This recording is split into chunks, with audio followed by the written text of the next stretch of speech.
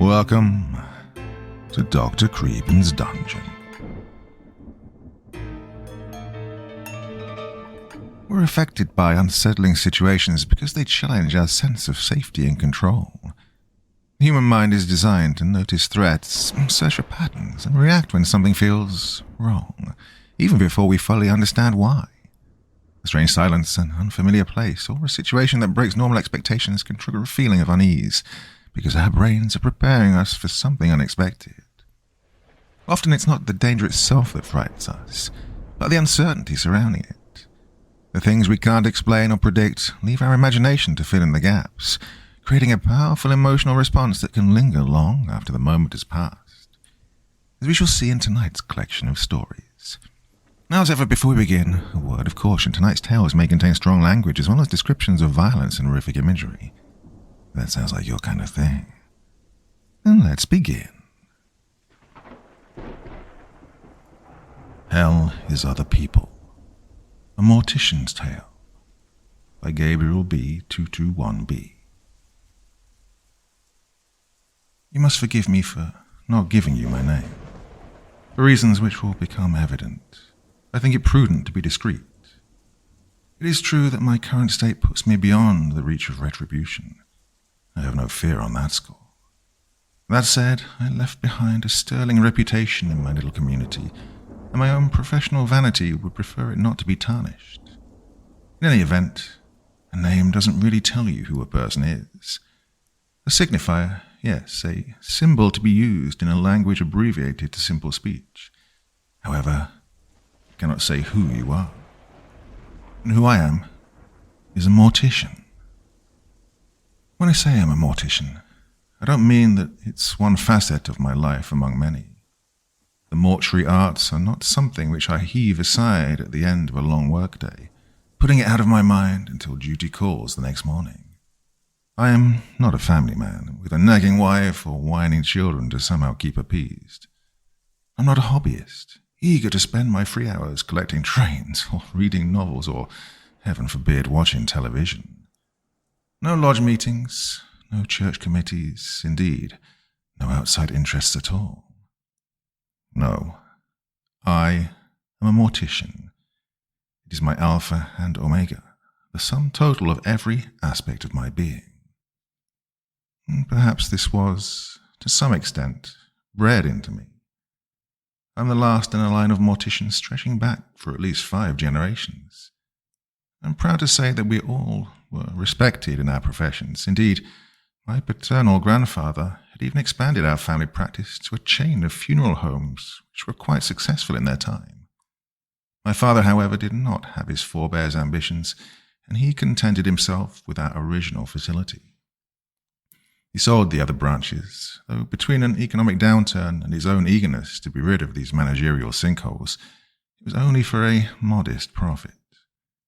With these proceeds, my father chose to broaden the scope of our services with the addition of a crematorium. I well remember the day that my father proudly led me through the completed chamber. I'd never seen anything more beautiful. I was a young lad in my teens at the time.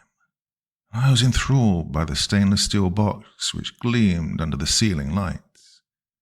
I was enchanted by the sleek ceramic inside, cool and smooth while inactive, yet pulling our clients into one last fiery embrace when the gas jets flared to life. I marveled at the simplicity of the resulting ashes, a fine powder colored a soothing neutral grey. After a methodical pass with a magnet and a spin in the cremulator, which one vulgar assistant of mine referred to as the bone buster, for which he was immediately fired, one was left with a simple pile of inorganic calcium phosphate. It was both inevitable and a joy to follow in my father's footsteps, carefully tending to my small community in the way that only I was able to do. And it's with pride that I remember how much my community trusted me. It seems that every few years some funerary scandal will make the news, and I know that many of our nation's citizens look upon morticians with attitudes ranging from light suspicion to outright disgust. But not my community. Being a small town, one's family history still plays a larger part in one's reputation than in the big city. I came from good stock. However, I believe it is also my own qualities which people sensed and appreciated. I will admit that I have, perhaps, not been the most socially inclined fellow. From a young age I kept myself to myself, by choice to some extent, but reinforced by the natural reluctance of other children to play with the funeral home kid. I suppose I was a bit off-putting, reading books about ancient Egyptian funerary rites or holding mock services for dried-up worms and empty cicada shells. I have enough self-awareness to realize that there are gaps in my interpersonal knowledge, and that I am, sometimes, most inadvertently, socially clumsy. As an adult, however, no one seemed to hold it against me. They knew my value. They knew that I would look after them. They knew that I would not pressure them into buying extravagant service packages or expensive coffins with passive-aggressive hints of guilt and shame. They could trust me to bury grandfather with his solid gold pocket watch, or mother with her prized church pearls, and that these treasures would go nowhere other than the ground. They knew that I looked out for their interests, that I would dismiss with outright disdain those funerary scams such as the vacuum-sealed casket or mandatory embalming. Most especially, I would not ask for, and indeed would not try to dissuade, the purchase of an extravagant casket for a cremation. I was happy to perform a cremation, and I was happy to do so in the simplest container possible. In fact, that was my preferred method. A simple cremation in a simple container. Simplicity is beauty, and beauty, after all, is everything. Oh, don't mistake me. I pride myself as a craftsman and master of my trade.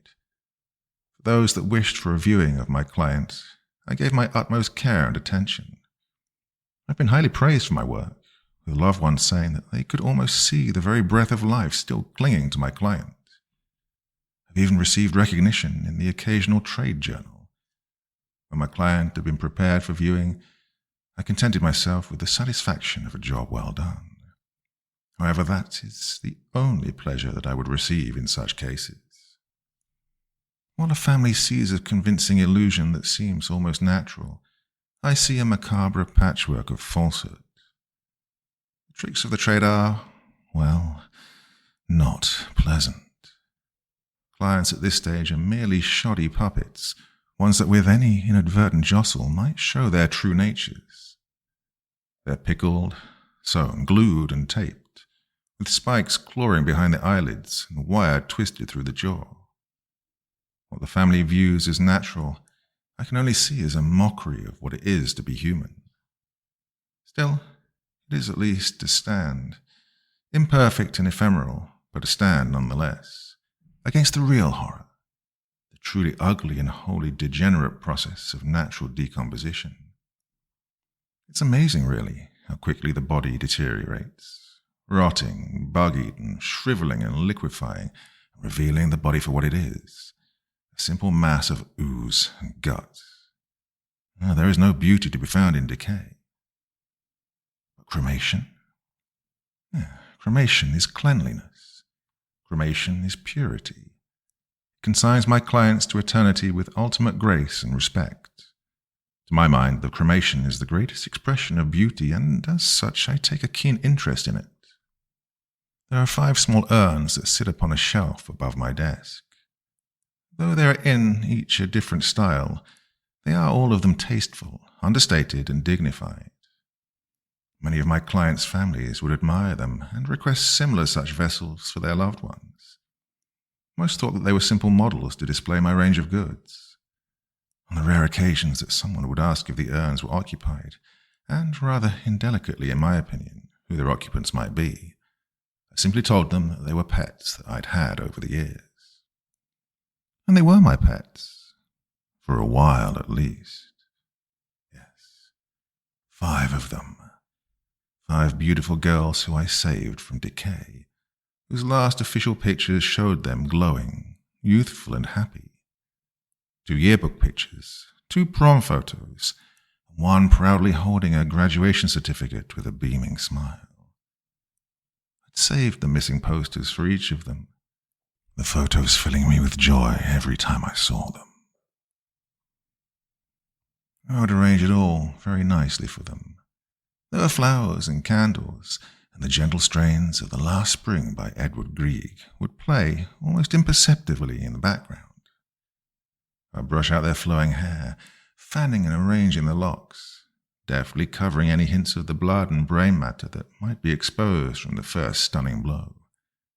I would lay them out in a beautiful white gown that I'd purchased at an antique store one town over, a gown chosen especially for this sweet purpose. It had a lovely, chaste, high-collared neckline that easily covered the ligature marks that inevitably stained their skin. I would reclaim the dress later when I prepared the bodies for the cremation chamber, storing it in a muslin garment bag until such time as I had need of it again. After their service, I would gently place them back into their box. Then a simple press of a button, and the great jets would roar and bathe them in purifying flame. I believe that there must actually be many murderous morticians, perhaps not chronic like myself, but a number who found reasons to seize on the opportunities at their fingertips. Presuming one has been methodical in their initial, shall we say, actions, well, the rest takes care of itself. Body disposal is our job, after all, and who would think to look for a corpse among corpses? Of course, in my fantasies, I would commit these immortal beauties to the flames of a great pyre, with fiery tongues lapping skyward and smoke visible for miles. A final great encore before winds swept them into the great unknown. But I knew to put that aside. Between the missing posters and the fire regulations, I knew it would be impossible. I was still able to receive great pleasure from my beautiful steel retort, and was only occasionally disturbed by its one flaw. Now, shall I tell you a dirty secret? A little quirk of the cremation process.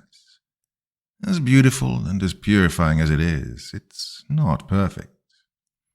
You see, while a corpse in a coffin rots, becoming progressively more putrid and defiled, one is at least able to say, yes, I know who is in that coffin, and more often than not, they're right. And the truth is that no matter how hard one cleans a cremation chamber between uses, a few ashes of previous visitors remain. When the grieving widow is presented with her husband, or a mother her lost son, there's always a straggler, a covert passenger hiding in the mortal remains. In short, a speck from another body always accompanies an urn's primary occupant. And so perfection ever eluded me, but I don't dwell on it.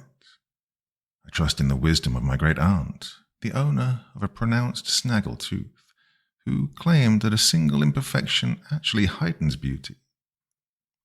She accumulated 4 devoted husbands through the years, so I suppose she knew what she was talking about. Being the only mortician in a small town, almost no one was a stranger to me. In the last month alone, there were 3 cremations. Dr. Adams, one of 3 physicians in town, lost to emphysema brought on by his constant cigar smoking. Miss Lucy, full name Lucille Fairfax, apparently though she was never referred to as anything other than Miss Lucy, an elderly cashier with a quiet manner who worked the till of our grocery store. Oh, I would miss her taciturnity in the checkout line at what was already too loud and crowded a space. And who I would not miss was Dr. Robert Jenkins. I will say this for Dr. Jenkins, or as he insisted on being called, Dr. Bob. My teeth had never been cleaner since he'd become our town's dentist. This, however, was not due to any particular skill on his part. Rather, I began to obsessively brush and floss after the merest morsel passed my lips, in addition to my usual morning, midday, and evening round of oral hygiene. Anything to reduce the amount of time lying helpless in that peeling vinyl chair of his. Before even being seated, my nerves would be stretched to the breaking point, for the time spent in his cramped, mint-green waiting room was always overlong. Any experienced patient of his knew the reason why. The man could simply not shut up. Oh, from that first handshake as he led you to the chair, he would begin his babbling, usually with a painfully specific pun. Oh, you've really been procrastinating your appointment this time, spooky guy. You must be buried in your work. He'd follow this with a deep belly laugh and a slap on the back that would remain red for days. But it was once he had you pinned down in your mouth at his mercy that the real deluge began. Every single visit, he would talk about how he'd attended a seminar in the 80s that recommended using plenty of jokes to lighten the tense mood of a dental appointment. Cue his comedy routine, a roster of tired old jokes that only a toddler could laugh at, even then only once. Oh, I had a patient who said that she flosses religiously on Easter and Christmas. What's the most popular vacation spot for dentists? Mount Rushmore. His hands would wave wildly through the air, tools flashing under the harsh fluorescent light, while water and saliva would dribble down your chin, the suction tube forgotten. All the while he assaulted your ears with ceaseless drivel, to which even the whine of a drill was preferable.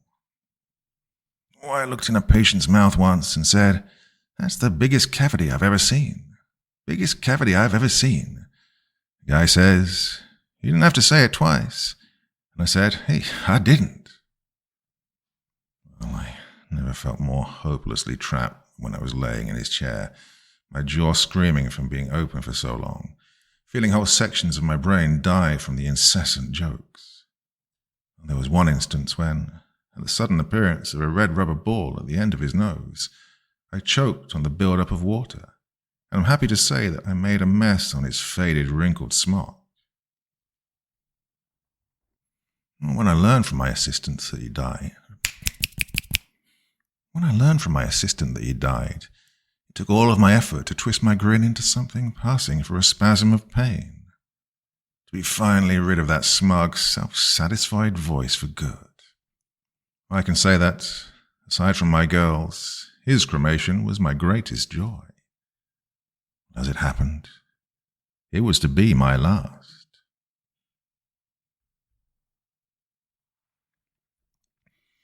It was a beautiful spring day when it happened. I'd been in high spirits since before the sun had broken the horizon, for I planned quite the evening for myself. My assistant was to go on a brief weekend vacation, and I surprised him by giving him the afternoon off in order to get a head start. After herding him out of the door, all that was left of my official tasks was to transfer the good doctor's ashes into his chosen vessel and deliver it into the hands of his widow. He'd selected a jack-in-the-box, of all things, to house his earthly remains. His vulgar sense of humour oozed out of him even in death. This time, however, I was able to bear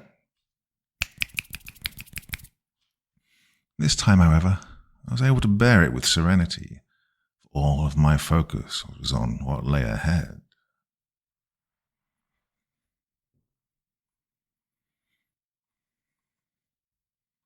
I'd recently noticed a lovely young girl strolling past my shop windows every afternoon. It was summer, and through discreet observation, I learned that she was temporarily working at the local ice cream parlor.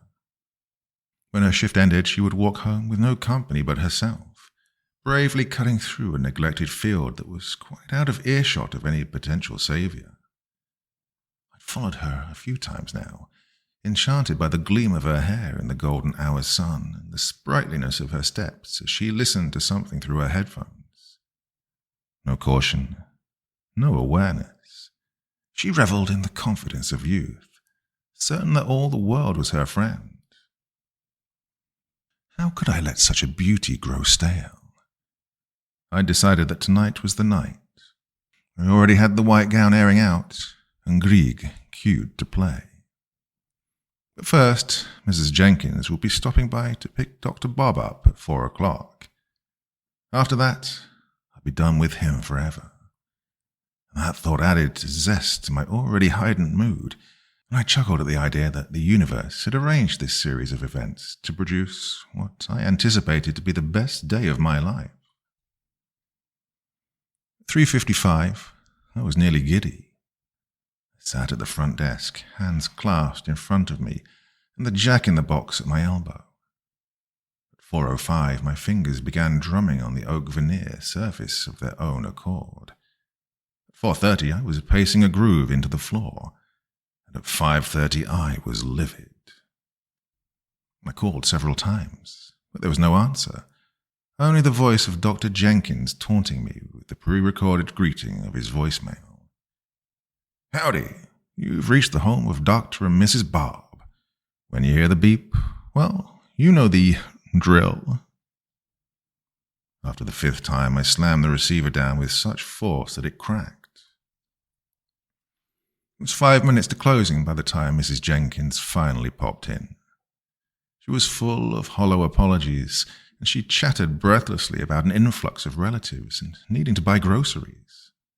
My smile was tight, and my assurances clipped. She stared at the box, glassy-eyed, and her lip began to tremble. The next moment she broke into hitching sobs. She cried fitfully, her breath and her tears coming in such sudden bursts that she sounded like a hiccuping kitten. I tried to mutter the usual soothing sounds that people expect to hear, but it made no effect. She simply continued to wetly squeak over the ridiculous jack-in-the-box. I understand that grief is a strong feeling, and I'm usually quite patient. But in this case, I was irate. By the time I'd managed to herd her out of the door and lock it, I'm afraid that I was nearly shaking with anger. I was walking to my office, or more accurately, stomping, my hands clenched and my jaw tight, and I'm ashamed to say that I let a string of expletives pass through my lips that was more than I'd ever said in my lifetime.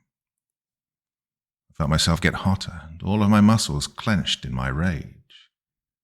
I was suddenly aware of a surprisingly sharp pain in my chest. The world faded around me. I don't even remember hitting the floor. There was a period of darkness. I drifted, vaguely aware and yet little caring. It was rather as if I were floating in a lake of black ink. I could have been happy there, or at least peaceful. But all too soon the darkness shrunk around me, and I realized that I was in the confines of a small space. I tried to move, but with shock I soon realized that I had no body with which to do so. I was encapsulated. And I was dead. The ancient Egyptians, my masterful predecessors, those morticians of morticians, likened part of their amalgamated soul to a little bird. This strange creature, when given proper spells and guidance, could leave the body and begin a dangerous journey through the underworld. Think about this bird. I envy it. Perhaps I had some strange esoteric knowledge. Or perhaps, had I some strange esoteric knowledge, I too could free myself from eternally lingering at my remains. Of course, the negative side of this journey was judgment before the gods. If a heart was shown to be heavy with sin, it would be thrown into the gaping mouth of a reptilian demon, devoured, and the soul snuffed into oblivion. Oh, what I would give for such a fate, for I was not alone in my urn. What does the dentist of the year get? A little plaque. Dr. Bob, my final client. When's the best time to see the dentist? Tooth early. He'd been the last corpse before mine. It was inevitable that some small particle of his should contaminate my resting place. But in all of the kaleidoscopic facets of a person's being, out of any other trait that he possessed, where did the whale go to get braces? The orchodontist. Why, oh why did I have to be cursed with spending eternity with his sense of humor? I don't know what small, secret part of myself might have been left behind for my crematory successor, but alas, it was not my sanity, for I feel it fraying every moment. It's twisting, cracking and breaking under the barrage of drivel that is the sole purpose of some solitary, calcified brain cell of Dr. Bob's. There can be no worse fate for me. I know that I will soon fall into endless insanity. What are the 6 most dreaded words in the English language? The dentist will see you now. Well, the old saying is right. Hell truly is other people.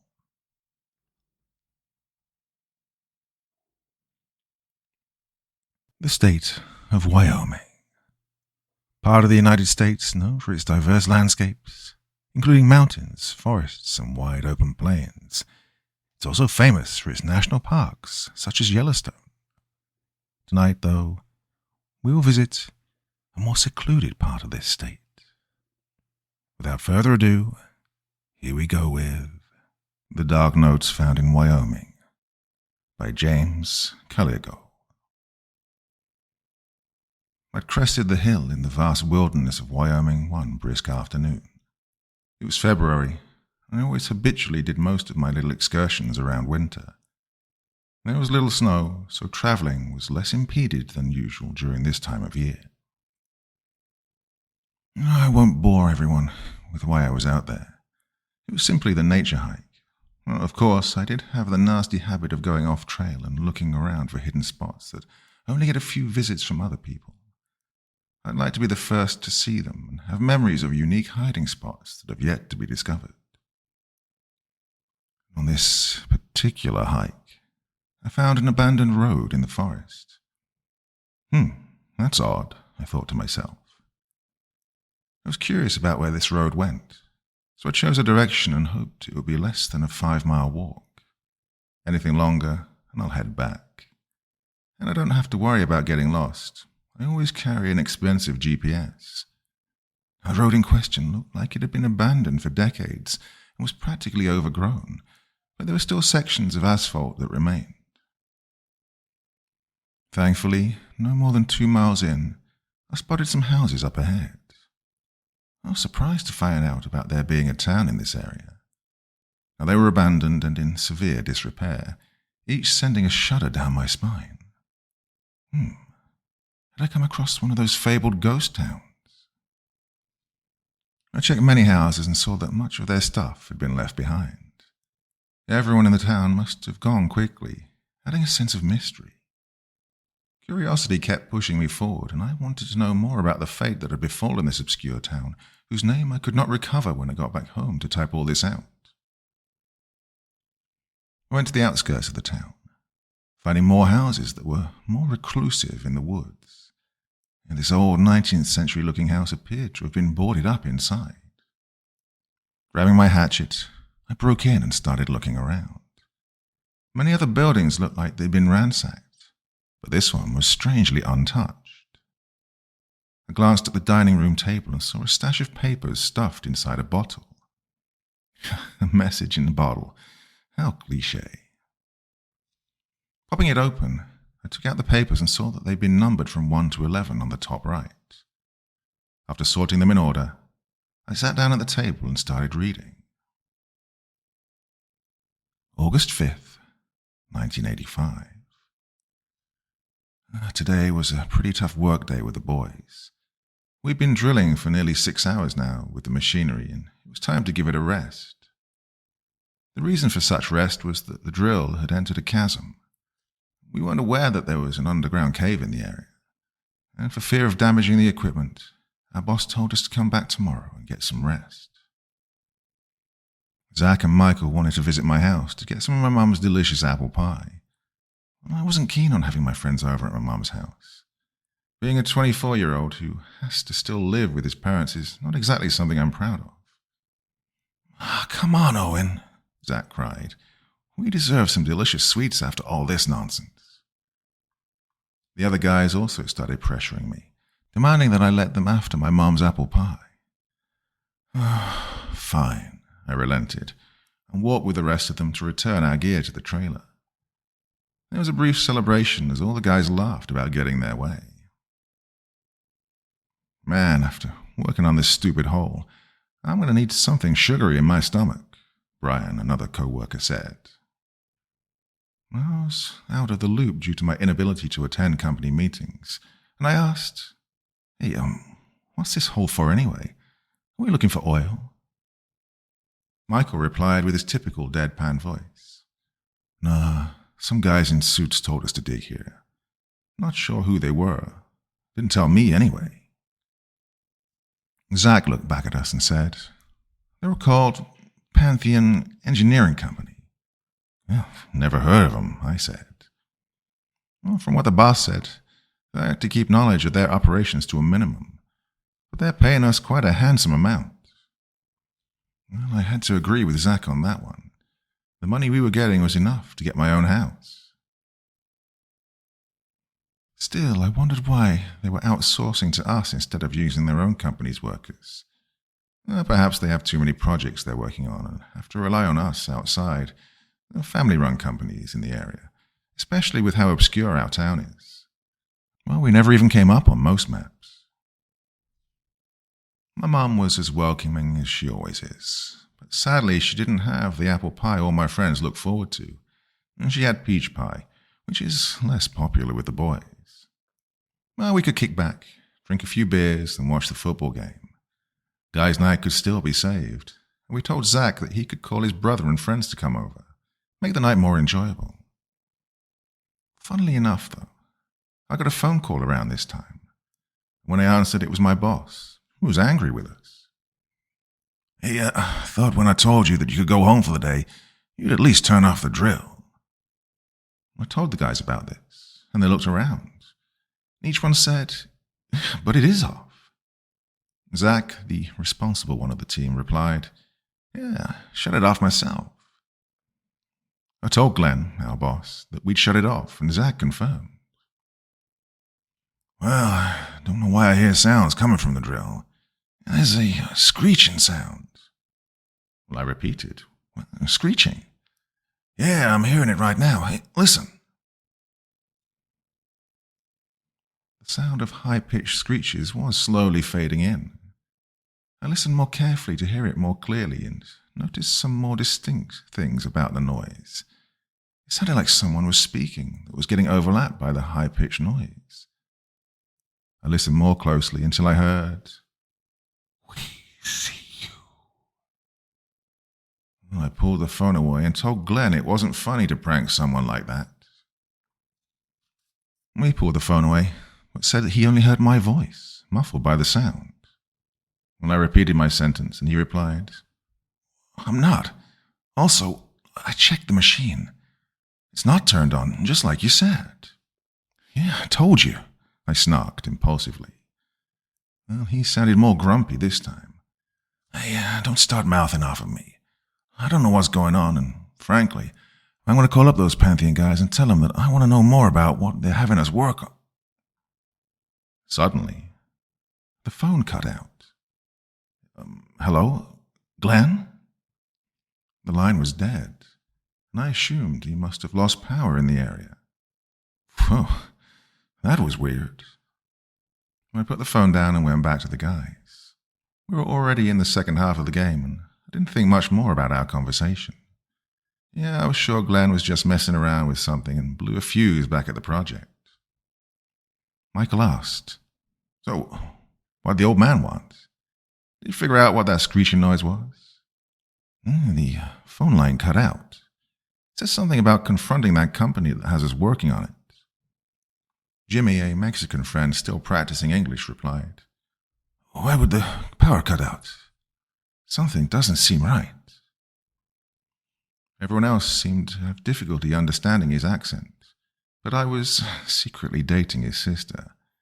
She'd been teaching me some Spanish, and I was able to understand more of the accent in my interactions with her, not to mention that I've been friends with Jimmy the longest out of everyone in the group. Well, I don't know. You're right about it being rather odd. It's almost coincidental that it cut out right as he talked. I heard some voice coming through the screeching. Michael, ever the type to disregard anything, shrugged it off. That's probably Glenn making it up. I decided to voice my concerns more, but everyone just returned to the game. I sat down next to Jimmy and took another sip of my beer. Still, I couldn't shake my feelings of anxiety as I wondered what could have caused the abruptness of the line being cut, and that noise. 30 minutes still passed, and Zach's brother hadn't arrived, nor did any of the others that we'd invited. We were way out in the backwoods areas of town. In fact, reflecting on the events that precede, made sense why it took so long for us to notice that something was dangerously wrong with the absences. My mum's house is opposite where the dig site is. Walking from one end to the other could take you well over an hour. "Where is that loser?" Zach started to grumble. Well, I replied, "Well, maybe he's held up by his girlfriend. Shouldn't take him that long to shake her off." He went back to my phone and dialed him up. "Hey, Harry, what's taking so long?" "What?" The sudden change of tone instantly got everyone's attention. I leaned in beside him to listen in. These were the words that I heard. "Listen, something weird's been going on. I feel like there are people outside the house. I mean, a lot of them. But I can't quite look at them correctly. Like they fade in and out. They have glowing white eyes. God, it's bizarre." There was a brief silence before he said, "Wait, I think I hear him whispering. They're saying something. I'm trying to lean my ear against the door. God, Katie's freaking out." Again, another brief moment of quiet before he said, "They're saying, 'We see you.' What does that mean?" Zach looked at me, and I remembered what I'd heard back at the dig site with Glenn.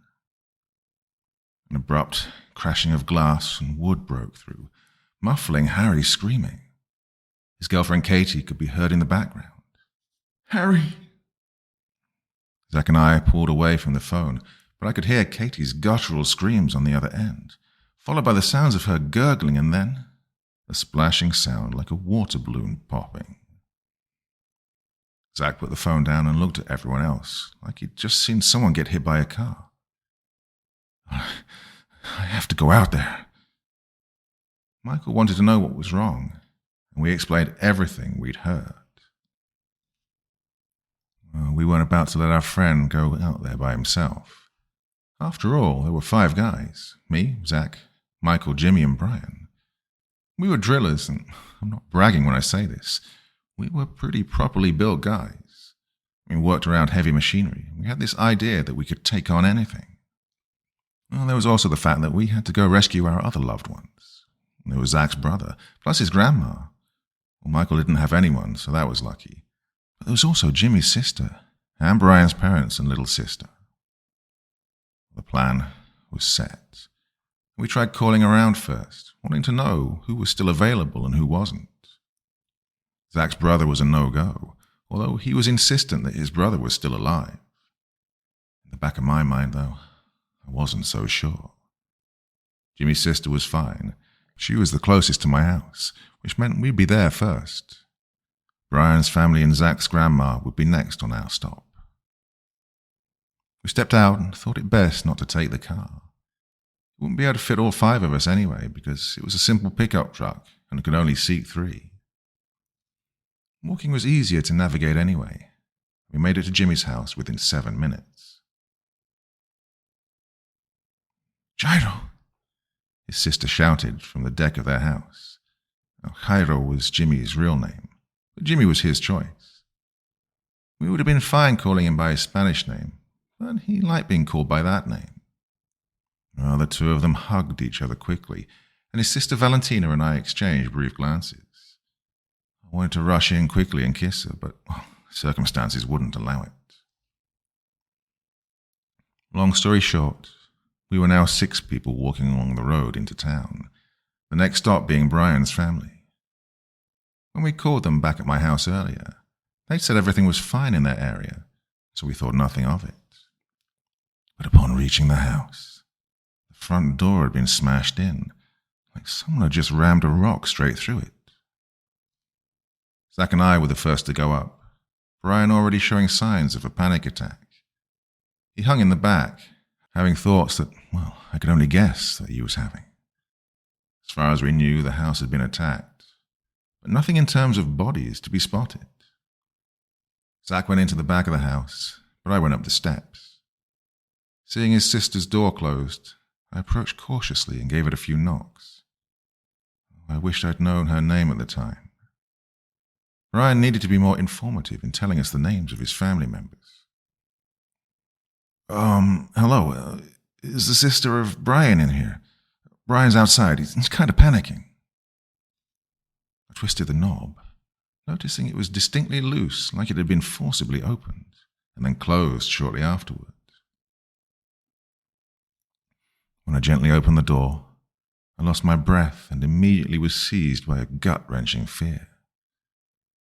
There was blood and visceral remains everywhere in the room. God, it was like a balloon filled with it had been popped in the center and splashed in every direction.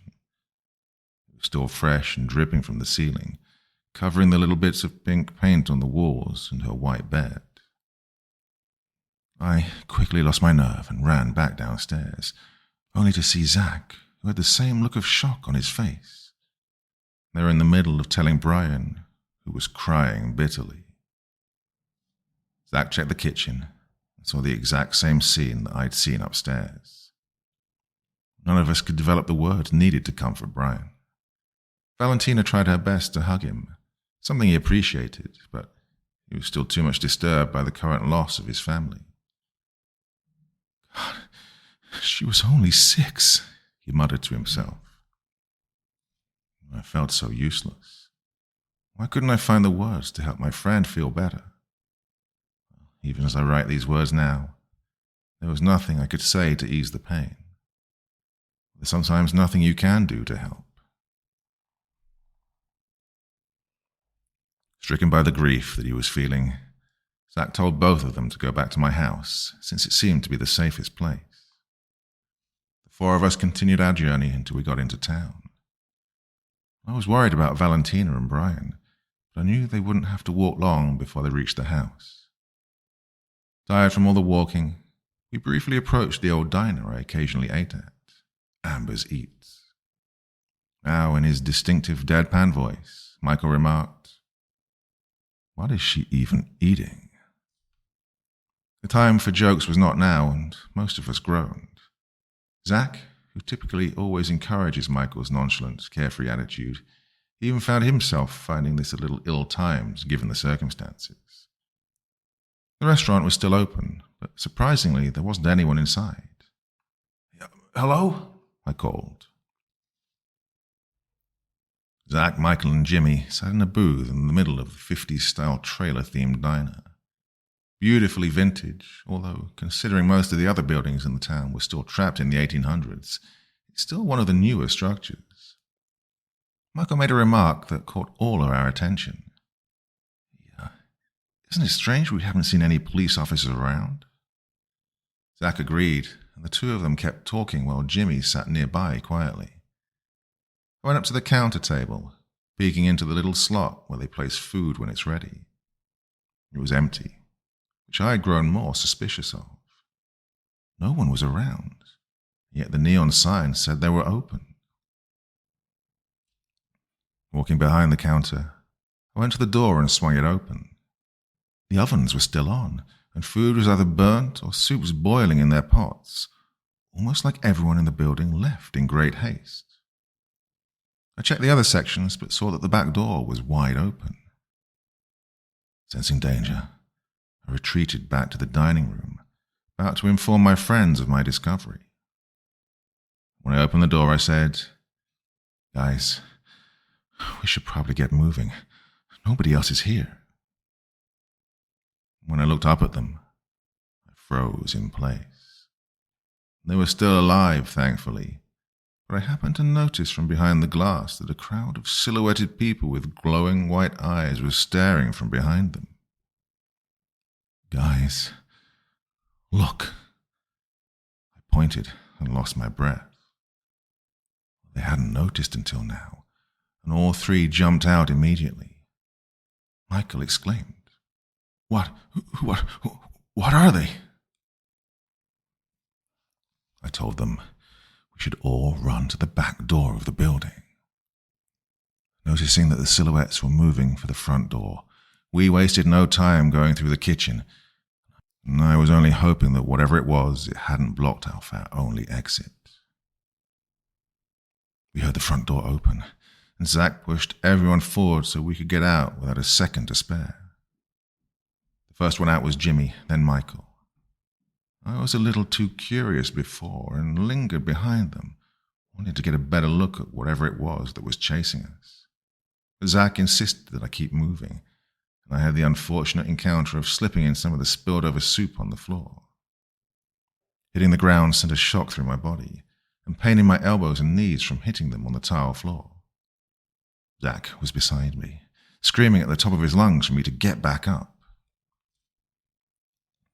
Powering through the soreness in my joints, I quickly got back to my feet and looked back for a moment and saw the kitchen door swinging open. They were now in the room with us. But thankfully, we made it to the back door and joined the others as we ran as fast as we could from behind the building, heading towards a nearby grocery store parking lot. When we got to the store, we started screaming out many different things, most of which I don't remember now. But we all agreed that we wouldn't stop anywhere else until we got to Zach's brother and grandma. But Michael was quick to say, "Zach, I didn't want to say it before, but keep your mouth shut." "No, Zach. Considering all the things we've seen today, I feel that your brother isn't alive anymore." I said, "Keep your mouth shut." Zach and Michael were always friends, so to see them suddenly fighting because of shaken nerves was not something that I was prepared to deal with. Zach and Michael have always been stronger than Jimmy or me, so it came down to two weak dudes trying to stop two strong dudes from duking it out. But while we were trying to wedge them off each other, one of the many parking lot lights flickered for a few seconds before burning out. I looked in that direction and saw dozens of glowing white eyes staring at us. "They're here. I'm going for my brother." Zach broke off from the fight and ran in the direction of where his brother's house is. We tried to tell him to come back, but he wasn't listening anymore. In his case, blood is thicker than water. But after what happened next, his blood sure did become like water. Zach wasn't paying attention because he was looking at us as he ran away. He was almost on the main road, but when he looked back at us another time to see if we still hadn't started following him, likely feeling hurt at our apprehensions to do so, I saw more of those white lights right in front of him, and we all started pleading for him to come back. We looked back to see where he was running to, but it was too late. He ended up crashing into the silhouettes, and they touched him. Still, he tumbled to the ground, moaning and coughing. But he jumped back to his feet quickly, and it looked like nothing had happened to him. He looked at them again, and then back at us, before the most awful thing I'd ever seen happened right before my eyes. And I'd literally just seen a family get massacred. His body swelled up immensely. He bloated like a huge, morbidly obese person, but even his head was getting huge. And within seconds, he exploded into a massive shower of blood. Everyone cursed, and Jimmy even threw up a little. I thought I'd faint after what I'd seen, but I could hold it together just. I'm glad I did because I saw more. Standing in the center of where Zach had been, another silhouette with white eyes and a glowing nervous system and brain inside the silhouette. "Wait, is that Zach?" I inquired. It was Zach. He'd become one of those things which we started to call the night stares. That's what I'll be calling them anyway. Not wanting to get any closer, we ran back to my house as fast as we could. It was the only place that we could think of as a safe place. The town felt so empty now that these things had taken over, but what even are they? Then I remembered the drilling project that we'd been doing. Because we were so focused on running back to my house, I didn't have much time to reflect on my thoughts until I finally got up to the door and was greeted by my mom and Valentina. She must have forgotten about her brother still being with us because she instantly pulled me into a hug. Jimmy stared at us briefly before putting two and two together. "Wait, are you guys dating?" I remained quiet out of shame for not letting him know until now, but Valentina immediately came to defend our relationship. She snapped into him, speaking Spanish the entire time, so I couldn't recall anything that was said. But while that was happening, I looked to my right, out at the woods, and saw more of those little yellow balls of light staring at us. "The night stairs," I warned everyone, hurrying them inside. Up in the attic, we had plenty of boards of wood that we could use to seal off all the windows and doors in the house. It also helped to push furniture in front of said doors and windows as extra protection. Once everything was settled, all we could do next was wait it out and hope rescuers would come for us. Hopefully, it wouldn't be that long of a wait. Jimmy didn't seem too angry anymore after getting chewed out by his sister, although I could still tell he was a little perturbed that we'd hid the relationship from him. "If it wasn't for the fact that some freaky shadows are following us, I'd be a little more upset about you dating my sister behind my back. She and I have been dating since we were in high school. Maybe you would have seen the signs if you paid attention more." He scoffed at my words, angry that it was this many years that we'd been together. I checked outside and still saw the crowd gathering around us. They weren't attempting to force their way in like they'd done before, so maybe we had a fighting chance. Valentina came up beside me. We both leaned our heads into one another. I held on to her soft fingers. We tried to think of a plan. My mum had called 911, but they'd gone dark. She wasn't sure if there was anyone else to call. We didn't know the number for the National Guard. 10 minutes passed, and they were starting to close in. I hope they haven't found a weakness in our makeshift defenses. God, that sounds really dumb now that I say it. Well, we're going to hide in the basement. It has no windows, and we can quickly board up the basement door if necessary. There are no lights in there, so there's no point in keeping these pieces of paper which I've been passing the time with.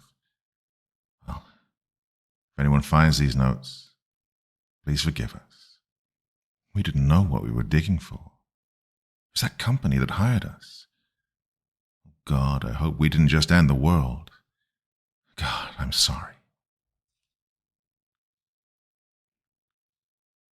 And that was the last page. I checked the backs of them, but that was it. God, this has got to be a prank. I got up from the table and walked around to the other side of the house. I found the basement door. Well, what was left of it. I didn't need to go downstairs. I felt a nasty vibe that told me I would not like what I saw. But should this story be true? What happened to these night stairs? What happened to the remaining people that were in these dark notes? And how was this all swept under the rug? I've never once heard about this town or any of this stuff. Nor have I ever heard of a company called Pantheon. Well, I found out how they got into the house. Well, it's only a hunch, but I think it has to do with a now torn-through back door in the laundry room. Seems like the boarding up did little good in the end. I took the notes with me and hastily made my way out of that town. It has a dark history, and I don't want to linger on learning more about it. Returning to the road that led out of the town, for a brief moment, in the corner of my eyes, I swear I felt like something was staring at me from the woods. Slowly moving my eyes, I thought I saw the faint, yellowish glow of a dozen orbs staring at me. I hastened my walk, wanting to put as much distance between whatever I'd seen and me as possible. Now, even as I sit back at home and type out this entire revelation to the outside world, I feel no desire to uncover the truth about any of this. Someone else should take up such a task. I'd rather live quietly and keep my head down, After all, I am naturally curious. But sometimes there are things even I don't want to know about.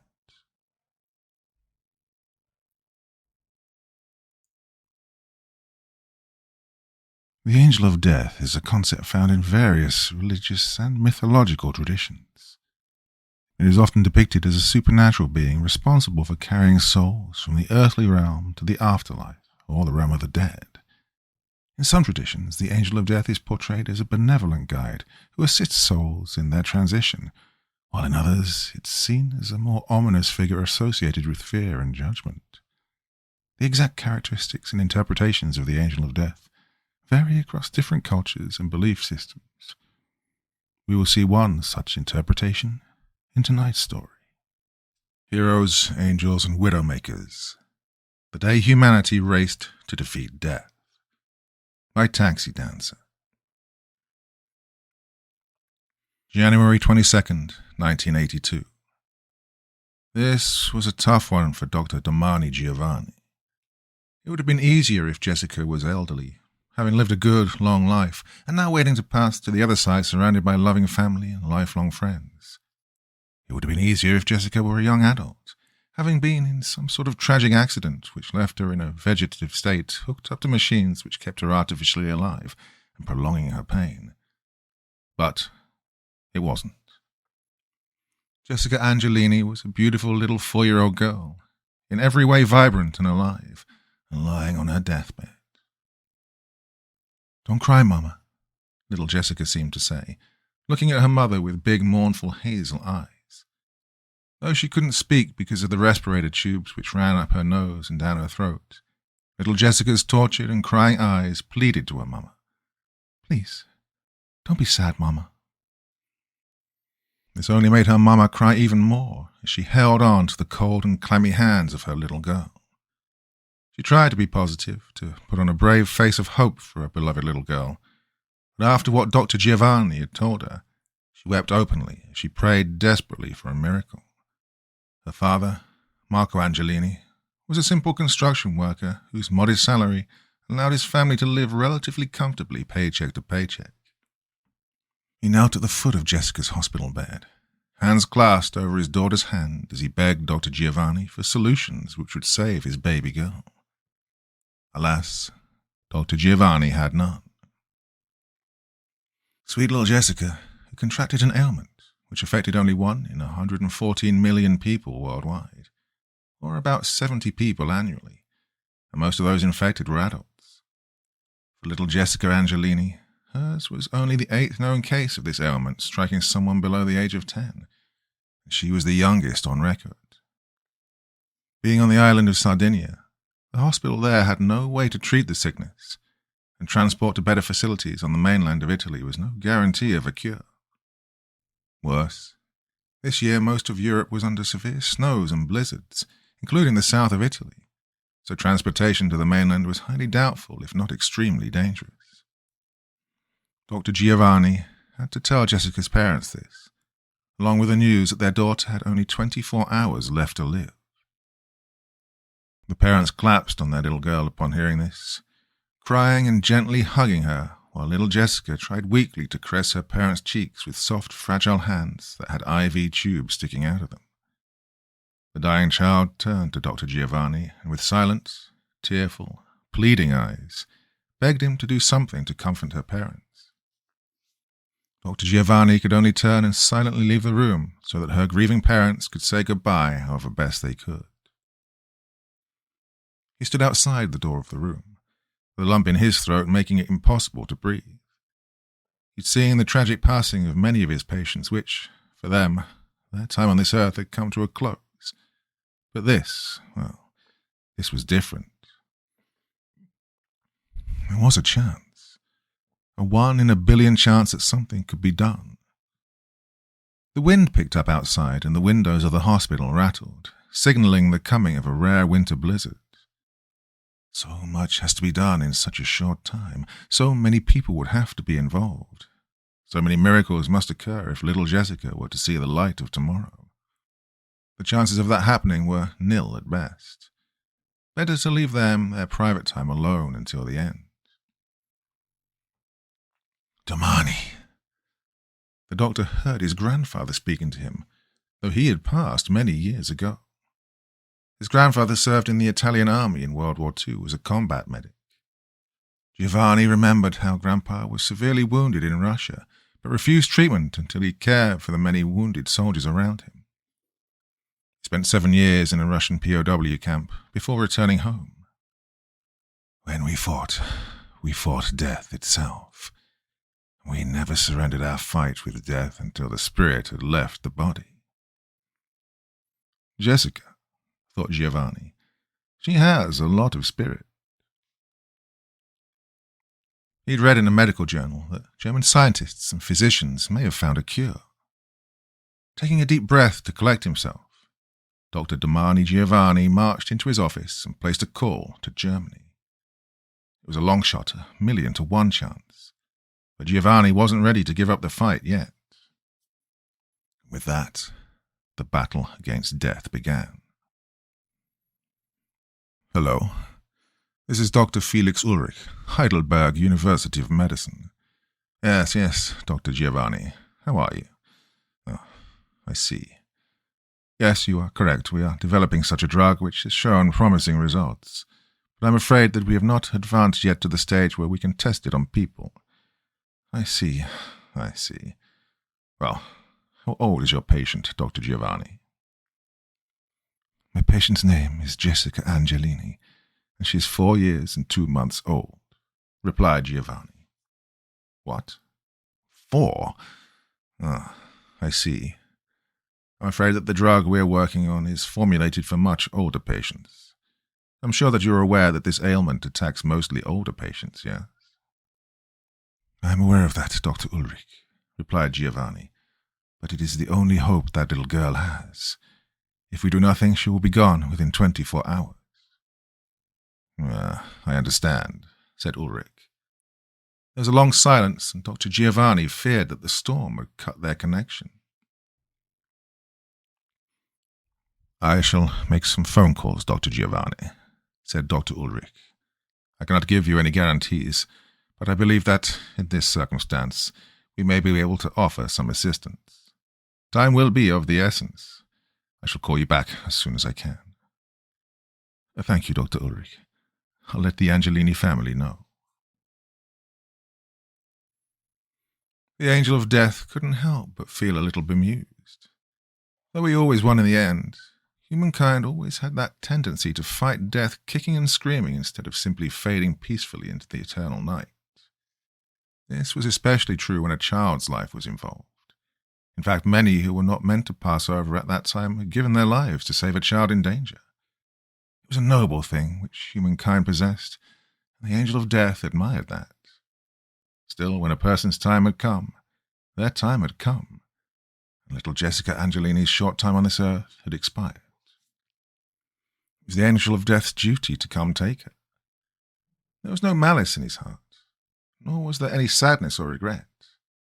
It was just the task that had been given the angel of death until such time as the Creator said his duty was completed. Despite the snowstorm that was raging outside, Chief of Medical Sciences Dr. Sebastian Obermann could not miss the opera. He'd promised his wife to take her to see Mozart's The Magic Flute for weeks at the Theatre and Opera House of Heidelberg, and tickets were hard to come by. However, halfway through the first act, an usher came to his balcony seat with an urgent phone call from Dr. Ulrich. "This is Obermann," he said in an annoyed voice, angry at having been called away from the show on this, his only night off. "What is it, Ulrich?" "Yes, a patient for the new drug." "Where?" "Sardinia." "Jessica Angelini is how old?" "Oh, Dr. Ulrich, you know that drug isn't formulated for children."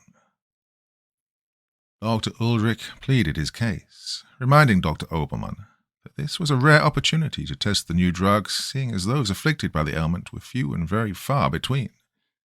And the fact that this was a little girl who would die within a day and whose parents had nothing to lose in finding a cure made this situation one of particular urgency. Okay, fine," said Obermann. Let's say I approve the release of the drug for testing purposes. How do you intend to get the drug all the way to Sardinia in the middle of a blizzard? I believe I have a solution, Dr. Obermann. Again, it's a long shot, but I cannot continue if you're not willing to release the drug. Yes, of course I shall release the drug, answered Dr. Obermann. I will have to travel to the manufacturer's premises since I am the only authorized signatory to release it. But I will release it tonight. I understand, said Ulrich, with much relief in his voice. Shall I arrange transportation for you from the Opera House to the company? No, I'll take care of that, Dr. Ulrich. You take care of how he's getting to Sardinia. Yes, Doctor, and thank you. Dr. Ulrich hung up the phone before quickly picking it up again. Hello, operator. I need the number for the Memmingen Air Base central operator.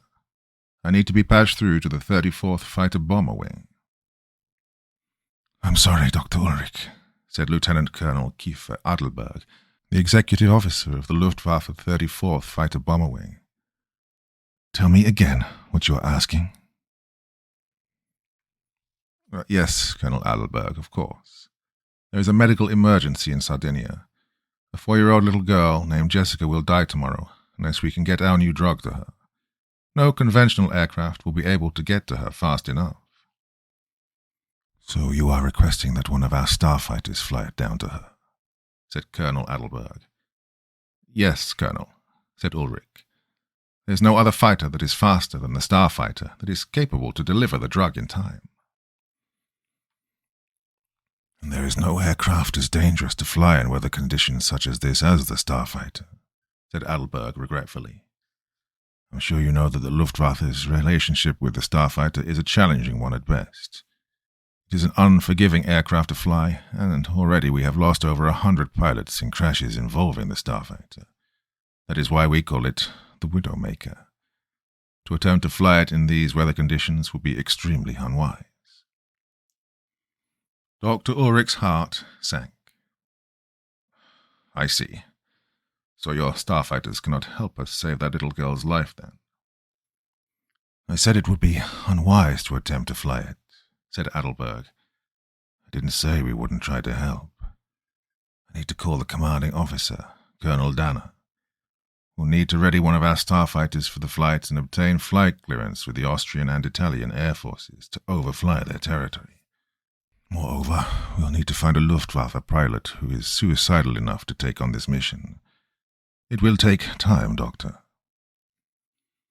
Meanwhile, Dr. Obermann was making his apologies to his wife, quickly explaining the urgency of why he had to leave and making arrangements for a taxi to come pick her up and take her home after the opera. He made one more phone call to the chief of police, and within minutes, a city snowplow and a police cruiser were waiting outside of the opera house to take Dr. Obermann to the manufacturers where the new drug was kept. What would have been a long and laborious drive through the snow-swept streets went by relatively quickly thanks to the snowplow clearing the way ahead and the Heidelberg Police Department stopping traffic at the traffic lights to allow them to pass. Within the hour, Dr. Obermann was at the facility and had completed the laborious chain of custody papers and reason for request documentation. As he was leaving, Dr. Obermann was surprised to find 2 large Bundeswehr Mancat 1 transport trucks waiting for him on the nearby German Army logistics base, their massive tires and powerful engines more than capable of traversing the blizzard conditions. This would be sorely needed for the next leg of the trip, as the Memmingen Luftwaffe Air Base, where the starfighter was being prepared at this very moment, was a perilous 120-kilometer road march through extreme weather conditions which was impassable to most other vehicles. The soldiers instructed Dr. Obermann to enter the second truck, the first truck being used as the pathmaker for the 2-truck convoy. The snowplow and the police escorted the military trucks to the city limits. It was nearly 11 o'clock in the evening, and the streets were relatively clear. However, the winds were picking up and visibility was dropping to only a few dozen meters in front of the vehicles. The police escort wished Dr. Obermann and his military escort good luck once they reached the Autobahn, and despite the Autobahn being lined with powerful bright streetlights, The roadway ahead was only dimly lit owing to the raging snowstorm. The two trucks slowly emerged onto the Autobahn, where 120 kilometers of icy road awaited them. The Angel of Death took a brief moment from his labors to briefly admire the tremendous effort that was being put forward by mankind to save the life of a child, though he felt no regret that, ultimately, all of those efforts will not come to fruition. Already the Angel of Death had collected the spirits of 117 souls who had fallen victim to the blizzard and had guided them to their eternal resting place. When a person's time comes, only one thing can stop a visit from the Angel of Death, and in a few hours he'd be in Sardinia to take little Jessica Angelini. Still, there was a very slim, an impossibly slim chance that humanity might avert Jessica's passing. The Angel of Death would have to take some measures to not allow that to happen. Measures which would most certainly take the lives of those rushing to give the little girl a chance at life. And again, the Angel of Death felt no regret at this, nor any feeling of malice. It was simply her time to go. The soldiers driving the trucks had to carefully balance safety and speed. Go too slow and the weather would close in so much at the airbase that it would be nearly impossible to get the Starfighter, an aircraft that was challenging to fly in the best of conditions, up into the blizzard-ravaged skies. Go too quickly, and the ice-coated roads could easily bring the convoy to a disastrous end. Because the road signs were nearly invisible in the white haze, the soldiers in the lead truck relied on their map and the truck's odometer to determine the 100-kilometer point, where they were to take the exit off the Autobahn and continue the final leg of the journey to the airbase. At the 100-kilometer mark, and even though they'd slowed their speed, the exit ramp remained unseen until they'd nearly passed it. The young German soldier in the front overcompensated to try and get onto the exit ramp. The big truck's tires lost traction on the ice-covered road and missed the exit, instead departing the road and barreling down the embankment next to the exit ramp, before coming to an abrupt but somewhat cushioned halt in a snowbank which virtually buried the passenger cab of the truck. The driver of the follow-on truck, in which Dr. Obermann and his valuable cargo was riding, slowed even more and inched its way down the exit ramp until they came to where the first truck rested. Much to everyone's relief, the two soldiers in the truck were already standing outside, the sergeant truck commander already on the radio calling for assistance.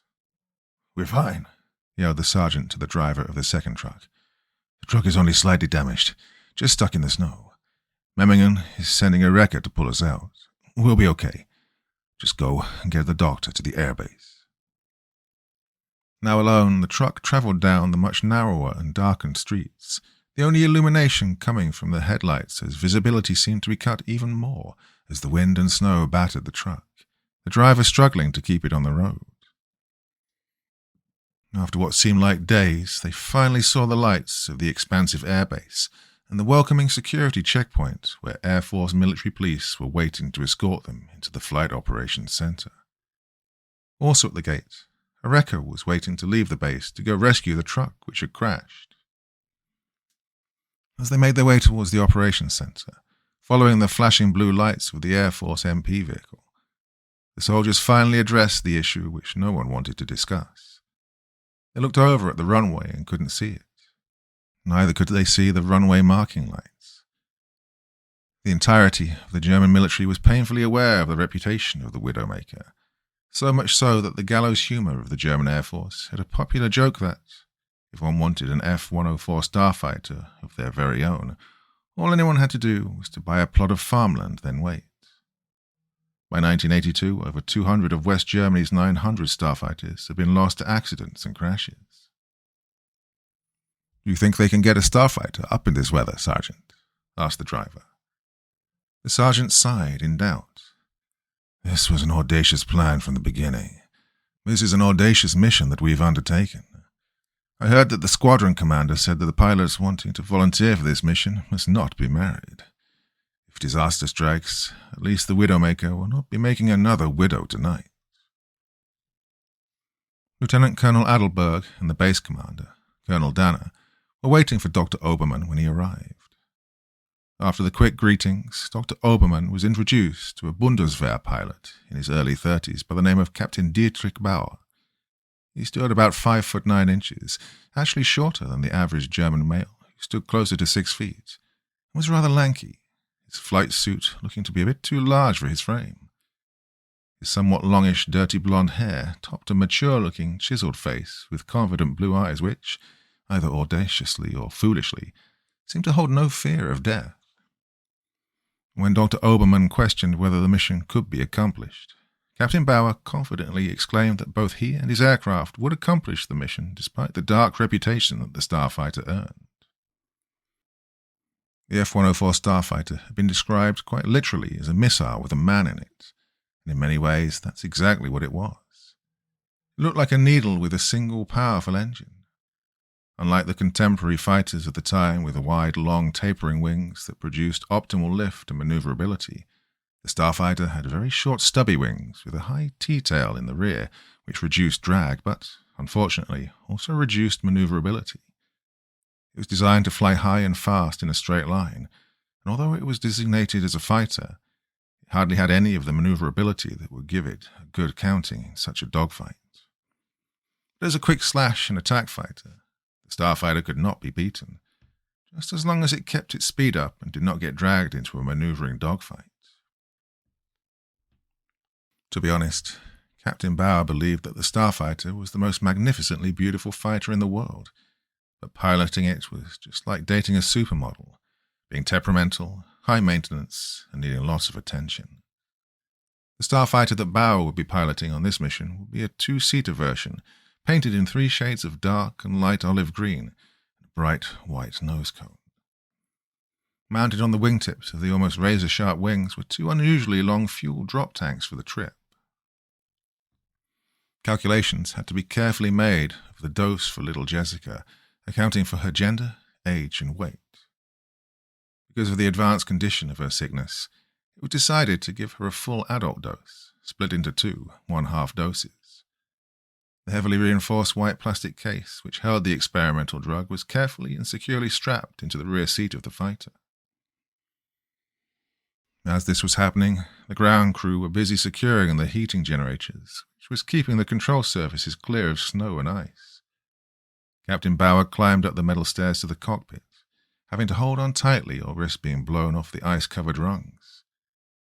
However, as he was being strapped into his cockpit, he was confident that his aircraft was flight-ready. Unfortunately, the runway was not, and because of the low air density caused by the blizzard, he would need every inch of the runway to take off. In order to make it possible to use the runway for takeoff, the Luftwaffe would need to rely on their allies in the US Air Force to prep the runway.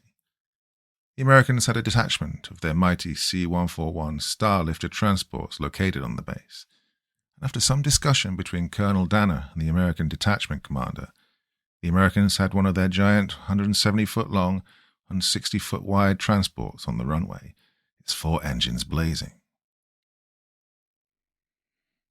The plan was to have the Starlifter roll down the snowy runway and use its 4 Pratt & Whitney turbofan engines to blow the snow and ice off the runway. Then, at the end of the runway, turn the giant aircraft around and repeat the process on the way back. Once the transport turned off into the taxiway, Captain Bauer would rocket his fighter at full throttle down the temporarily cleared runway and hopefully be able to get airborne. This itself would be a dangerous maneuver because even though the transport would not be taking off, the Americans still ran the risk of sliding off the runway if they weren't careful, and a blocked runway would literally be death to the little baby girl they were all trying to save. The timing had to be perfect. After the American transport began taxiing down the runway, the powerful engines blowing a narrow path through the ice and snow, Captain Bauer taxied his fighter into position to take off. Understanding that the Americans were being cautious as they made their first run down the runway, before turning the giant plane around to come back lest they slip off the runway, Captain Bauer was getting anxious. This was taking far too long. The snow was already reclaiming the runway as Bauer awaited the command from the tower to launch. He throttled up the engine as the Americans completed their circuit of the runway and pulled their giant star lifter onto the taxiway. The lights on the runway were barely visible, and Captain Bauer could barely see a few dozen meters in front of his cockpit. The runway was in condition to where he had a 50-50 chance of getting off the ground, if he were lucky. And as the wind and snow pummeled his fighter, Bauer knew that he had to go before the runway became unusable again. Where was the damn call from the tower? Nightingale 1. Nightingale 1, this is the tower. Abort mission, I repeat, abort mission. Roger, tower, replied Captain Bauer, pushing full throttle and gunning the powerful engine of the starfighter. Launching now. He didn't hear the base commander yelling over the radio to abort mission. At the end of the runway, covered with ice again. Visibility was pitch black save for the millions of white snowflakes shooting past his canopy. He fought to keep his fighter centered on the path which the Americans had made, the whole time the wind buffeting his aircraft, about to flip it over. The Angel of Death took a moment to look down and observe what was happening, not out of admiration or intent to do harm, but because he had a feeling that he'd soon be needed to guide another soul into the afterlife.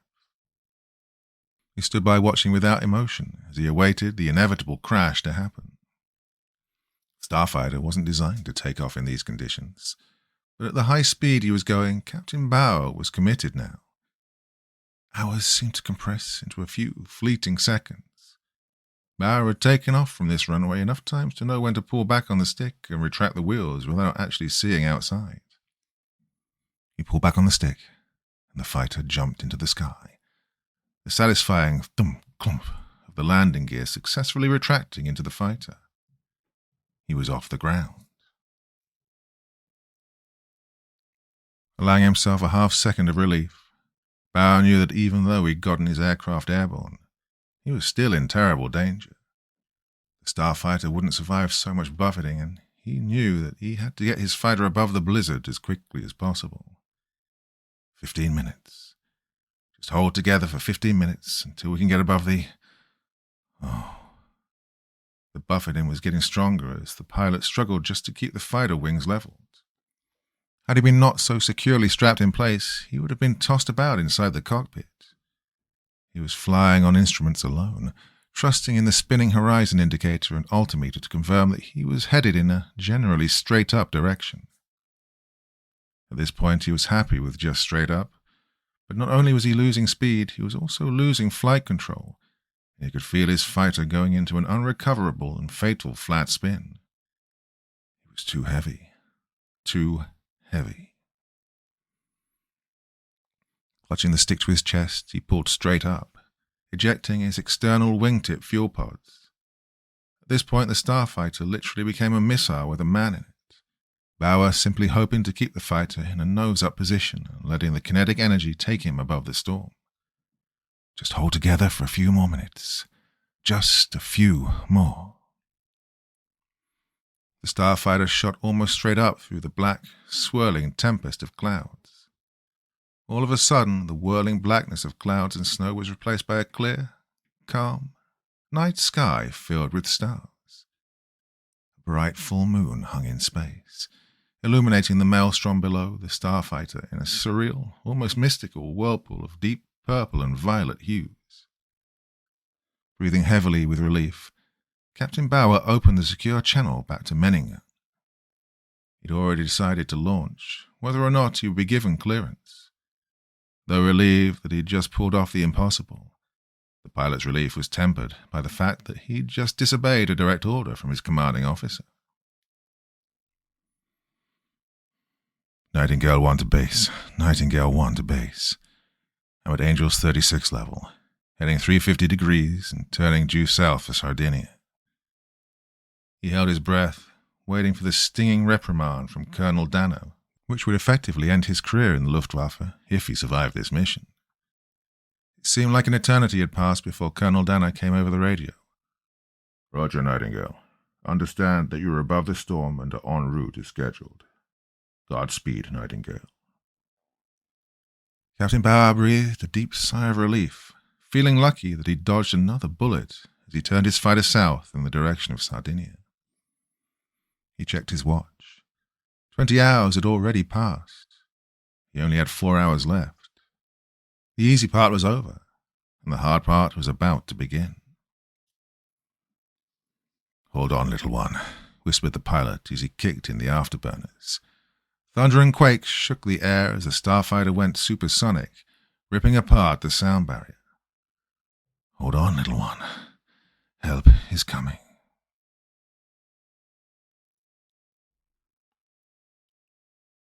The angel of death observed all of this, curious but not questioning why the Creator allowed the fortunate pilot to live this far. No matter. His task was to take the life of Jessica Angelini in a few hours. It would be a race then.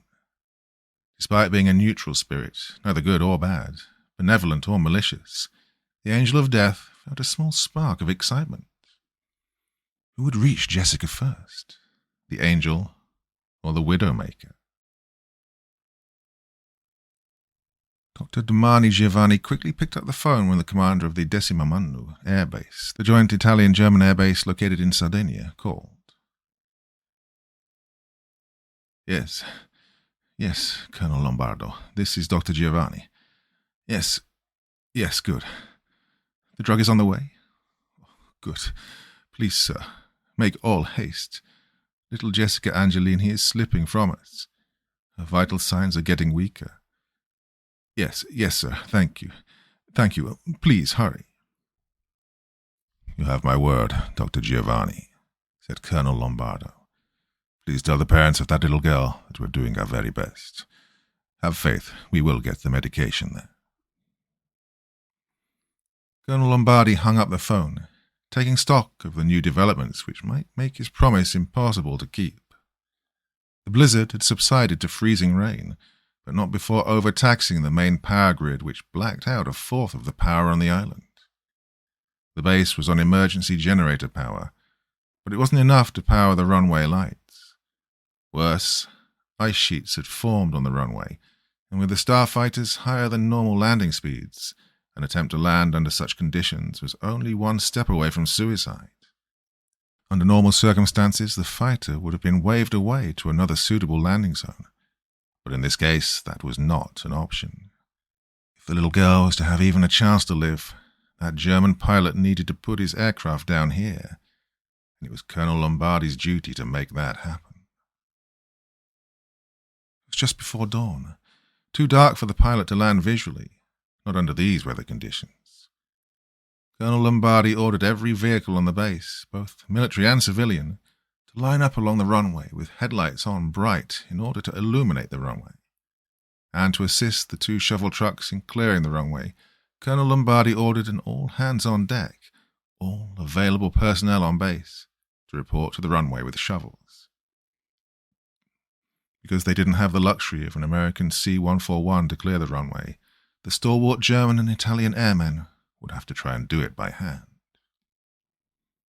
Because of the blistering speed of the Widowmaker, Captain Bauer crossed into Sardinian airspace in less than an hour and a half, where a traditional airliner would have taken 4 hours to make the flight.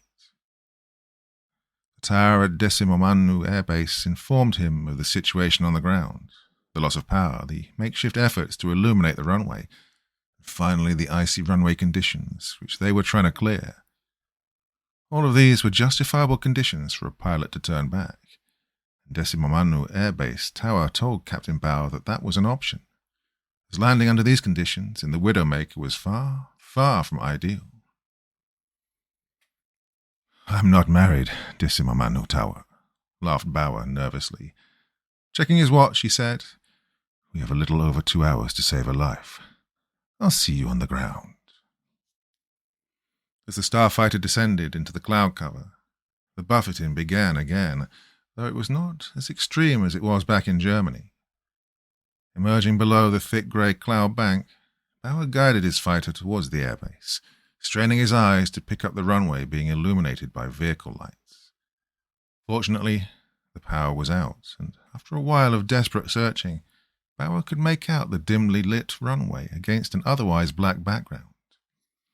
Again, he would have to trust his instruments when landing, and even under these precarious conditions, Bauer was confident that he could bring his fighter down. The icy conditions he had no control over. The runway cleared as Bauer lowered the landing gear, and although the sun's rays were peeking slowly over the overcast horizon, visibility was still very poor. With the landing gear locked in place, Bauer held the stick tightly as his starfighter, the world-famous Widowmaker, made its final approach to the runway. The starfighter touched down with a bump which sent the aircraft airborne again. The tailwind was making the starfighter much faster and more difficult to control. It became painfully obvious to Bauer that he'd need more landing distance than the runway could provide. The front landing gear snapped and broke off as the starfighter hit the runway again. The entire front part of the fighter slammed into the ice as Bauer opened the speed brakes, dropped flaps, stepped on the brakes, and everything else he could think of to stop the runaway fighter as it careened down the runway, spinning several times as it approached the end of it. Dr. Giovanni swiftly snatched up the phone when Colonel Lombardi called. "Dr. Giovanni," the colonel said, "I'm afraid that the fighter carrying the medication crashed upon landing. But—" "Dr. Giovanni!" A nurse burst into his office. "Jessica has stopped breathing." Dr. Giovanni immediately hung up the phone, rushing to Jessica's room. "Call her cold blue, nurse. Hang on, little spirit, hang on." An hour later, Dr. Giovanni, Captain Bauer, and Colonel Lombardi stood silently outside little Jessica's room, looking in. Captain Bauer had a heavy bandage wrapped around his head, his right arm in a sling. Little Jessica's parents sat next to their daughter, each holding one of her fragile little hands. Both her parents had their heads buried in the little girl's chest, crying profusely. "We should go now," said Dr. Giovanni. "Let's leave them a little privacy." As Dr. Giovanni closed the door, Captain Bauer's gaze lingered on the beautiful little brown-eyed girl laying on the bed hooked up to so many tubes and monitors. Little Jessica looked upon the injured pilot with smiling, grateful eyes.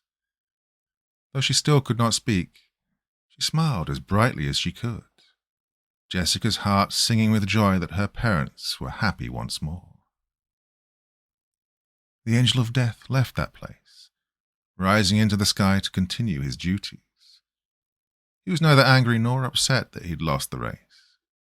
If the Creator chose to spare someone, the angel of death could not and would not disagree. This was, after all, just a job.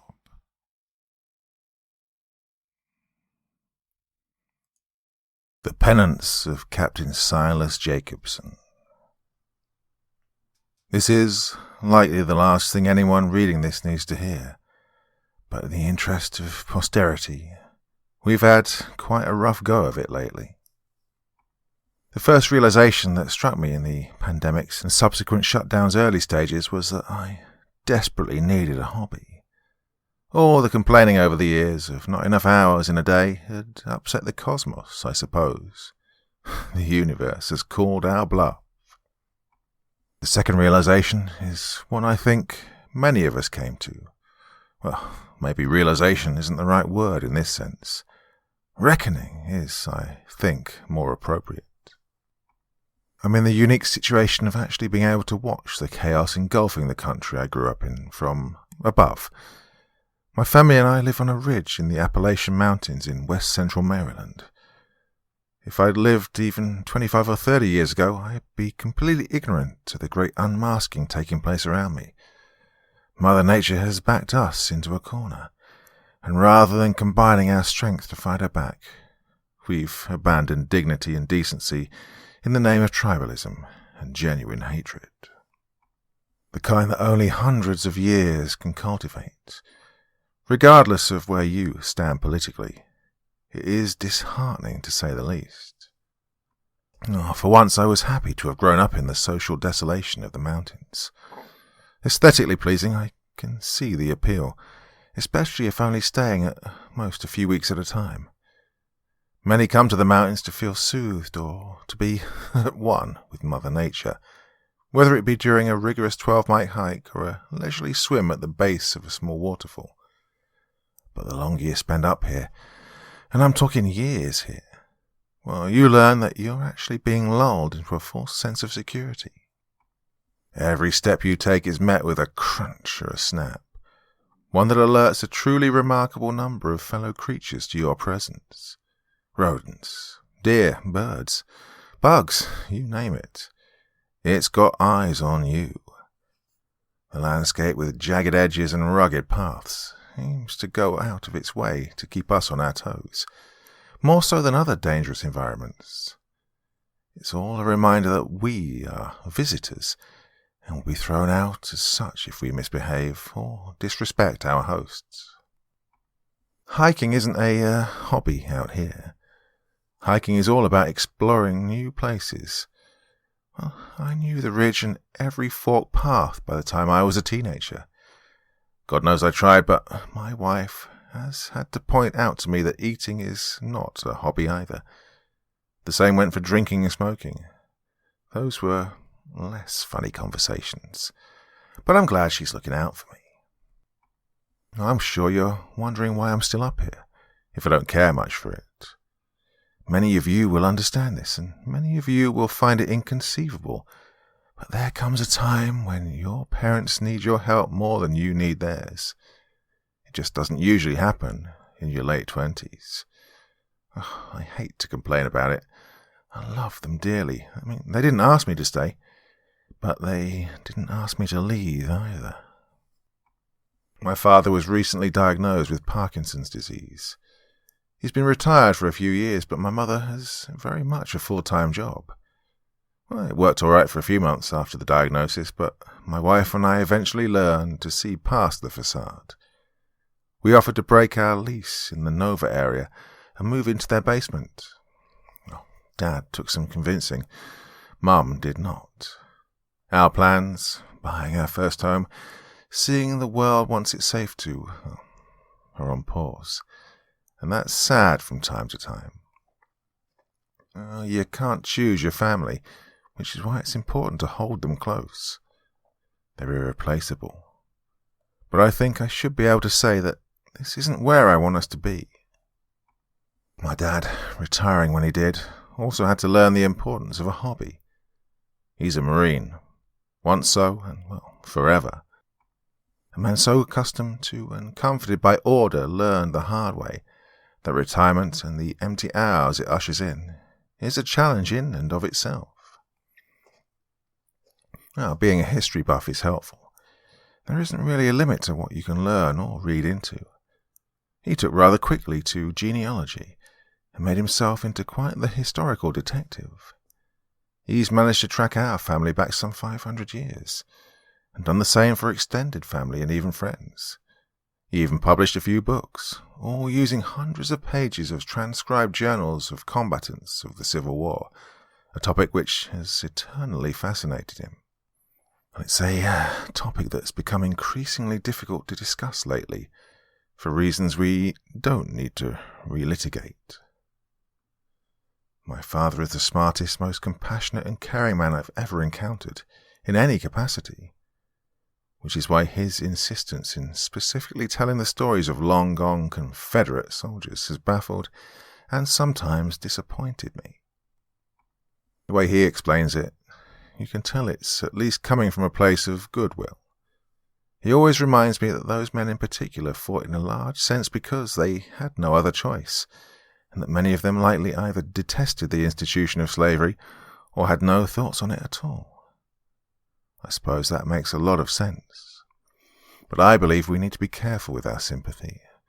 That was a war of right and wrong, and good versus evil, and as much as any fantasy novel would be.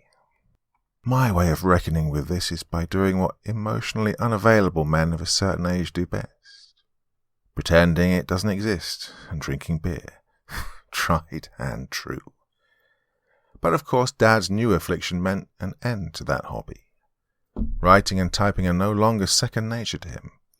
Well, we might not say it, but we love each other dearly. That being said, we don't share a ton of interests at our respective ages. I needed something to pass time. I may as well do something to bring him some degree of joy. I offered to assist him with his research, despite my objections to his subjects. This mostly involved taking notes to sort of keep him on the right track, and completing transcriptions for his final book, an oral history of the 1st Virginia Cavalry's involvement and movements during the Battle of Antietam. Scintillating stuff, I know. He's accumulated hundreds of old newspaper documents and journals over the course of the last few years through a myriad of means. We take for granted the sheer amount of written historical data around just our immediate area, let alone the whole world.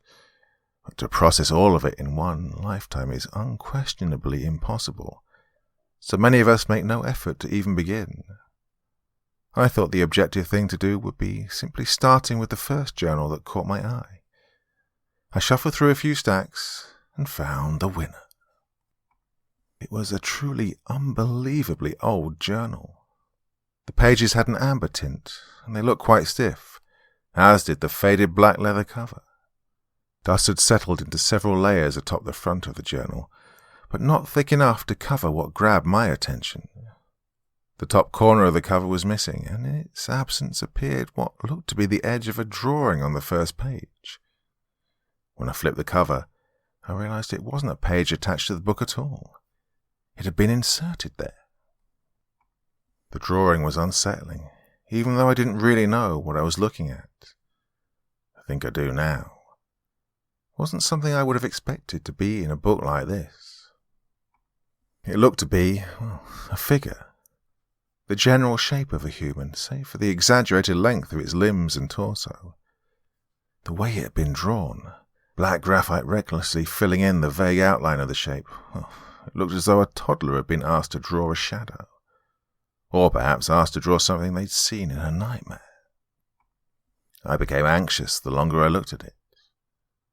I felt as though was just about to receive bad news.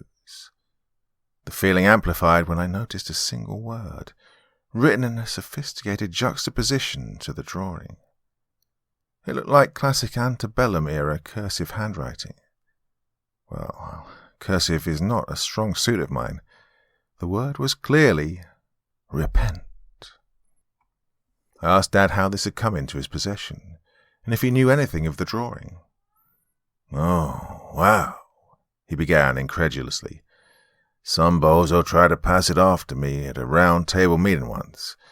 Tried to tell me it was the most important artifact of the Civil War era, and that someone with a little more influence in the publishing world would be better off with it. He was a real nut. Sounded a bit too southern to be from around here. Said the journal was proof the Union had been aided in the war by the devil, or something sinister along those lines. He was a real, the South will rise again kind of guy. Few of us asked that he not come to meetings anymore, and I haven't seen him since. Guess he must have stashed it in one of my boxes on the way out." He scoffed when he looked at the drawing. He passed it off as the scribbles of a madman and left it at that. But his story had piqued my curiosity. "Be my guest," he replied upon my asking to give it a read. "Just don't waste too much time on it. Won't be making the final draft." Well, I have no doubt the man my father met that night is a nut, a bozo, and a deplorable racist, but after reading the contents of the journal, I think he's onto something. Well, I can't be sure that what I'm about to disclose to you is real. This man would have to have gone to a lot of effort to write this entire journal and age it to look so authentic, but I suppose it is possible. If it is real, it is at the very least important. It may not change the way we look at or remember the war. It certainly won't change the outcome. Well, I guess I can't really explain the significance of it myself. You may have to gauge it on your own, but at least for me, it will haunt me until I take my final breath. From what I've been able to ascertain, the following is allegedly the journal of Captain Silas Jacobson of the 1st Virginia Cavalry, chronicling his experiences during and after the Battle of Antietam. the bloodiest single day in the history of the United States. I will transcribe it exactly as it is written. September 17th, 1862. Sarah, my love, should this journal somehow find itself in your possession, I ask that you put it down now and read no further. That you remain steadfast in your love for me is all I have left to carry on. I hope to see you again in the next life, though I fear we shall never meet eyes, hold each other, or share a kiss for the rest of eternity. Please remember the man I was before this madness. That man is forever yours. I, Captain Silas Jacobson of the 1st Virginia Cavalry, leader of the finest regiment in the Confederacy, am a coward. I have abandoned my men, who I have promised directly to their face their safety on many occasions. It is for this reason I feel my soul has passed a point of no return. I betrayed my men, as Judas did to Christ, but I will only be exchanging one hell for another. The battlefield I fled is unlike any I have experienced in my entire military career. It's akin only to what we've been told in Revelations. Oh, a swamp of bodies, animalistically twisted and contorted beyond recognition. All those men, my men, wandering aimlessly in shock, each of them the last to realize they've been stolen a limb. Boys as young as 15 years, with frozen expressions of regret of a life they have not yet lived. Indiscriminate carnage among all sides of this war. And for what, I ask? I hate my enemy only because he hates me, and he hates me for the same reason. At times I too struggle to recall why the fighting began, and each time I remember, my shame deepens. That we are fighting to keep men of God just as we are, in chains and servitude, is what sickens me most when I gaze across the apocalyptic landscape of battle. We have done as Egyptians did to God's people all those thousands of moons ago, and I fear we will meet the same fate. In any case, I have been guilty of a great sin. I have taken refuge in the rugged terrain of the Appalachia to the west of the conflict. I am accompanied only by my steed, Gabby.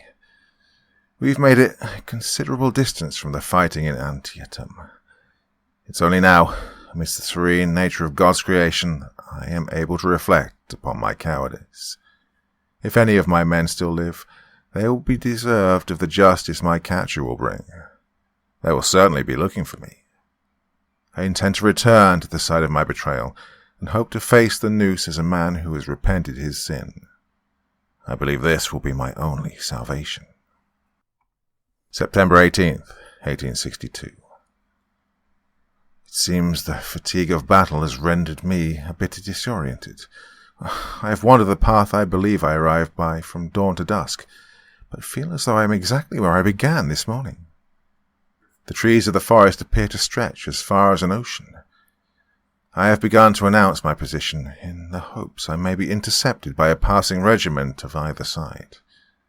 But I have not heard a noise besides the quiet bustle of the wilderness. Perhaps I have not respected my mental state after the battle and subsequent need of rest. I'll retire for this day, for this purpose. All I shall do in the time I have left is pray. I do feel His presence here with me, in His creation. These mountains have either hosted battles or men on their way to battles for so long. Well, I'd forgotten how astoundingly beautiful the region was before the war. I will regret my cowardice for the remainder of my short life, but I am thankful for the opportunity to enjoy a final evening under the stars. Camps of either my brothers or my enemy could not have gotten far in a day's time, if the battle has even ended.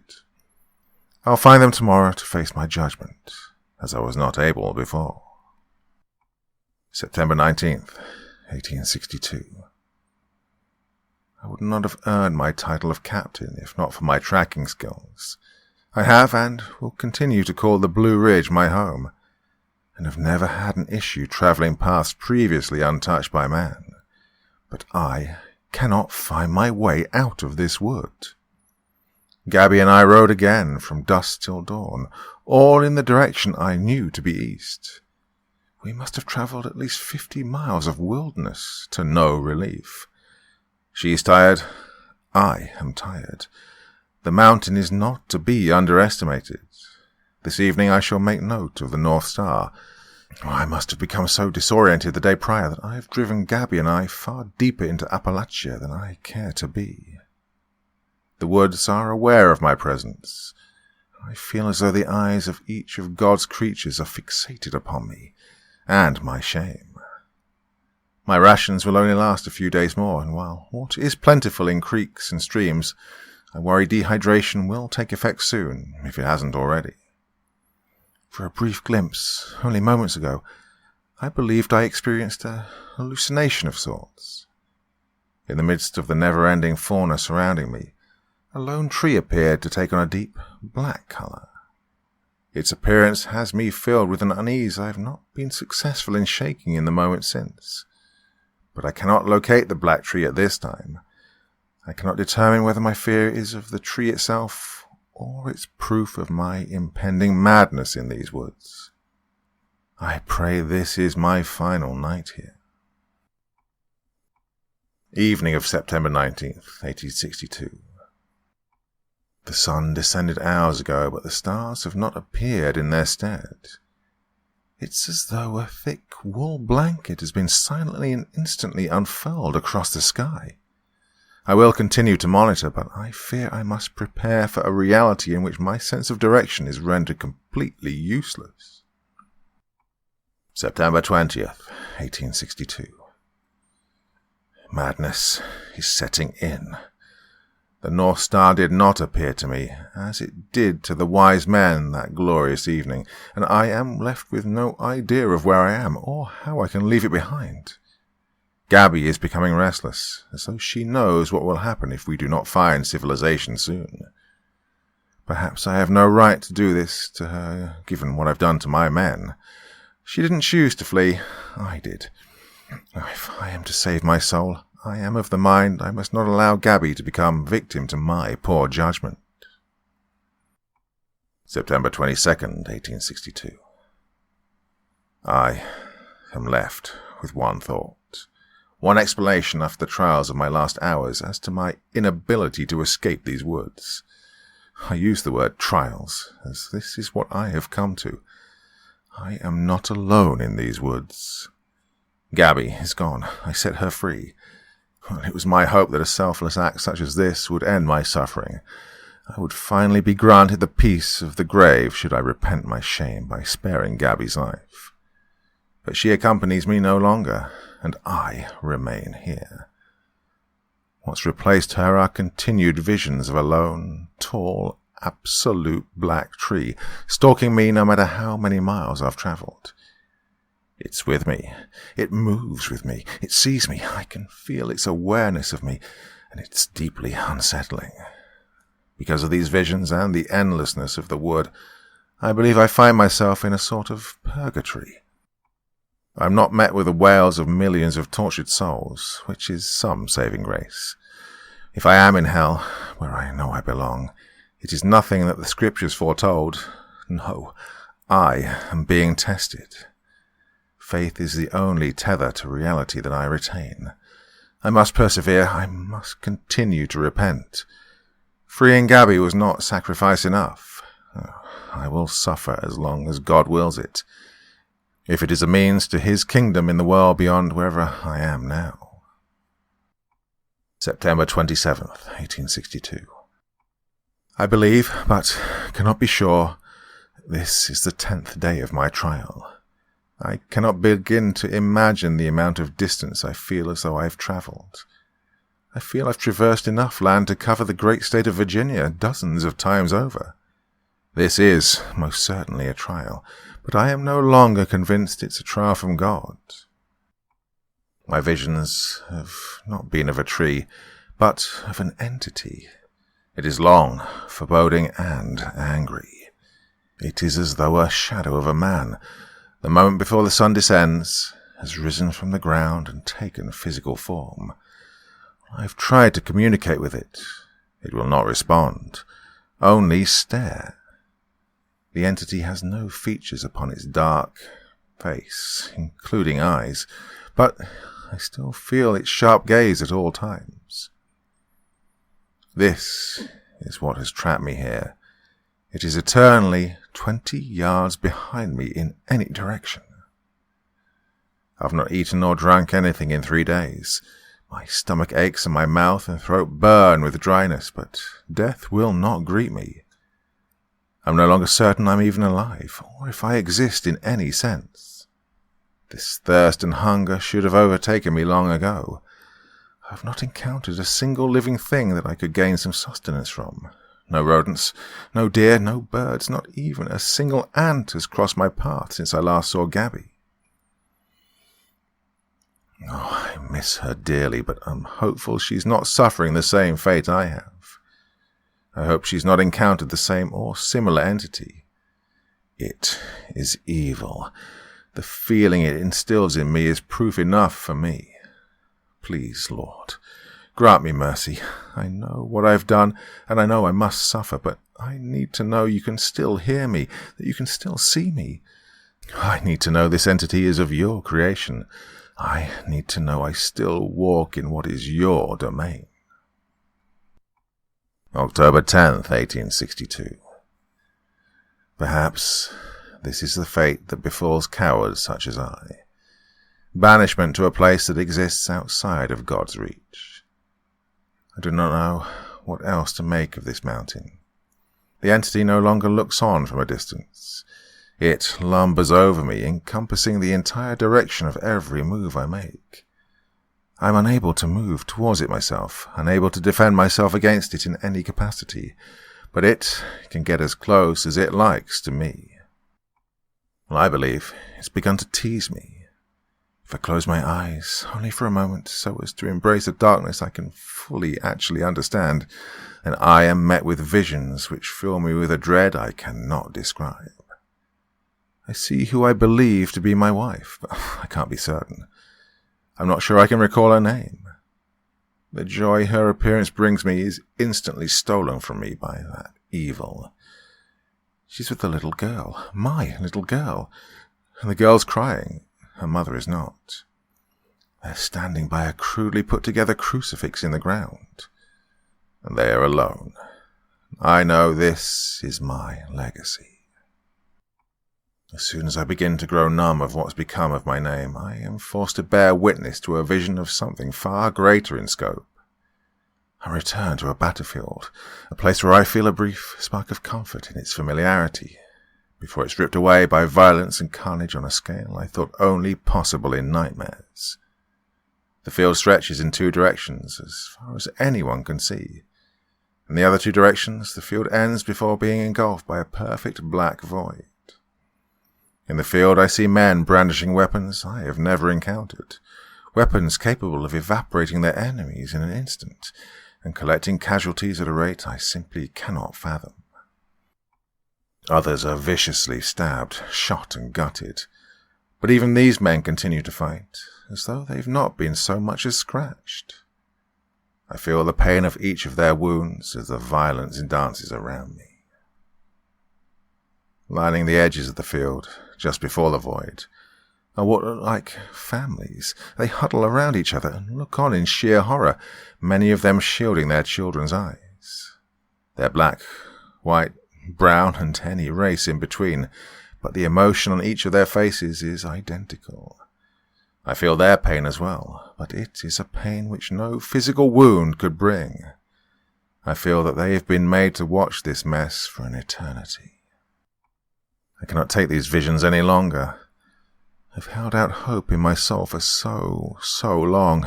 Any salvation I was hoping to find here will never materialize. I've reached for my knife several times now to gauge the entity's reaction. It does not move.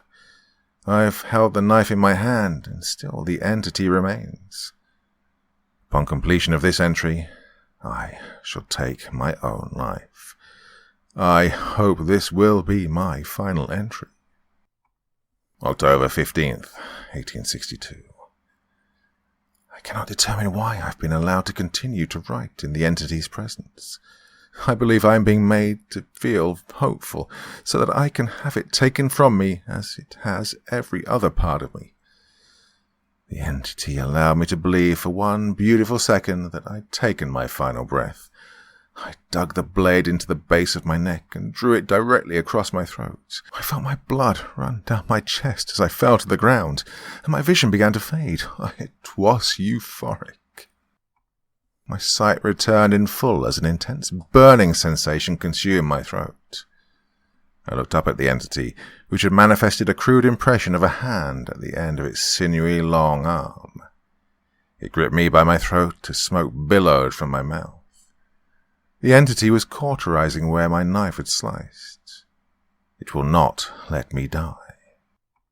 It will not allow an end to my suffering. I am completely powerless against it, and this is my hell, the same hell Judas encountered upon his betrayal as well. This is the fate that befalls all those who turn their back on God. I've led myself and my men into battle against those who would rid each other's of chains. I've betrayed my men in fleeing, but led them each into a grand betrayal of our brothers and sisters in Christ.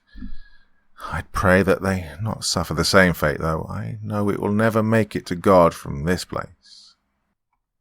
This will be my last writing for some time. I see no point in reliving what I'm experiencing here if I do not need to. The entity seems completely indifferent to it. If it simply exists only to curse me with these visions, then I suppose that's what will happen. If it wishes for me to write of my suffering, I'm sure I'll do that as well. January 14th, 1881. I'm sure that I'm meant to write now. The entity blessed me today with a final vision of my wife before she succumbed to the cancer which ravaged her. I was given a wonderful, brief moment of what I remember to be joy, as I looked into her eyes as they closed forever. She was beautiful. Though I know this peace she was given means she's gone to a life I cannot hope to ever know.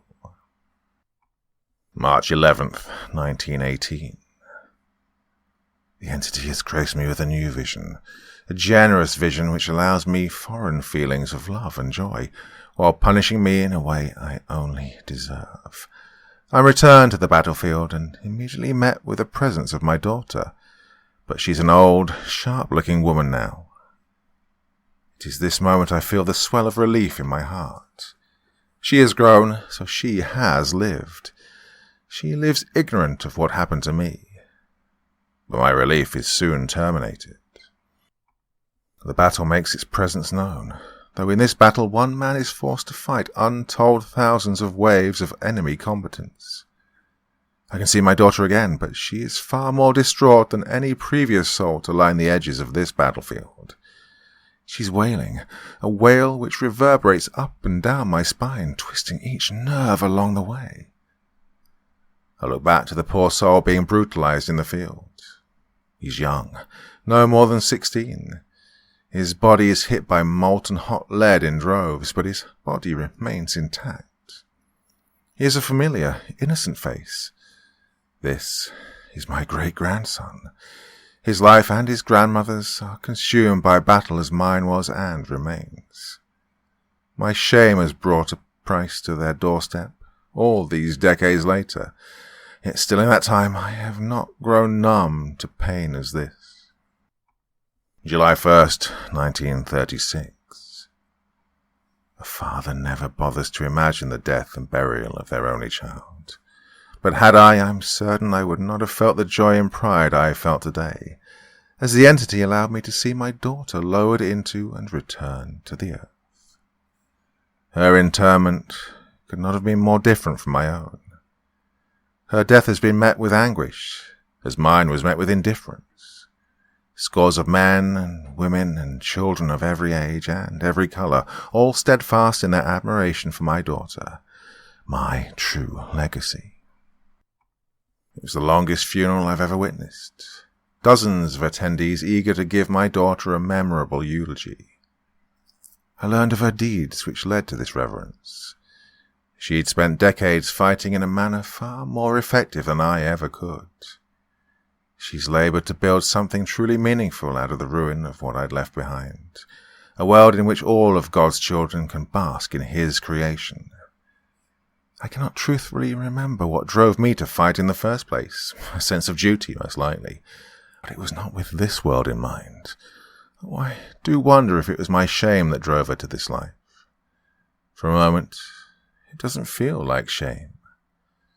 With my daughter's passing, all life I knew during my own has gone on to the next. Whatever the entity will show me next, I do not feel compelled to log it any further.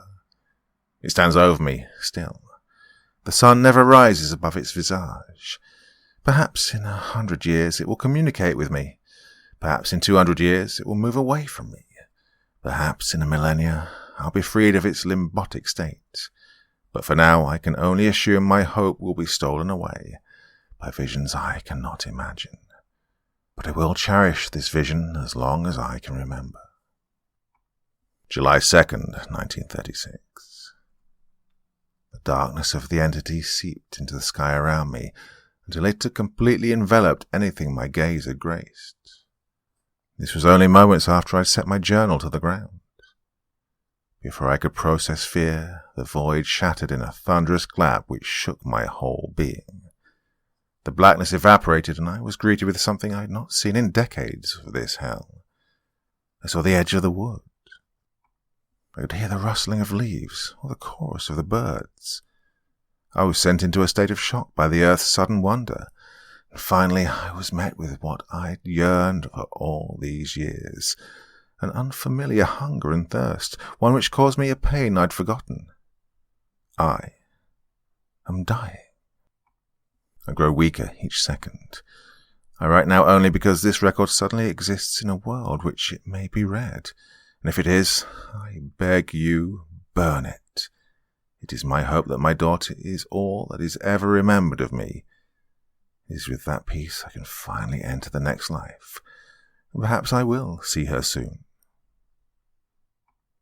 Not that it matters, but I burn the journal immediately after initially transcribing it. I can only hope the wind took the ashes closer to the woman he loved in life. I'm not sure I have the right to publish this. Even now my heart races as I hover over the post button. Captain Jacobson is at rest, finally, but I do not feel he would want to know if the horrors he experienced changed anyone or anything for the better. I know they should, and I hope they might, but I fear that they won't.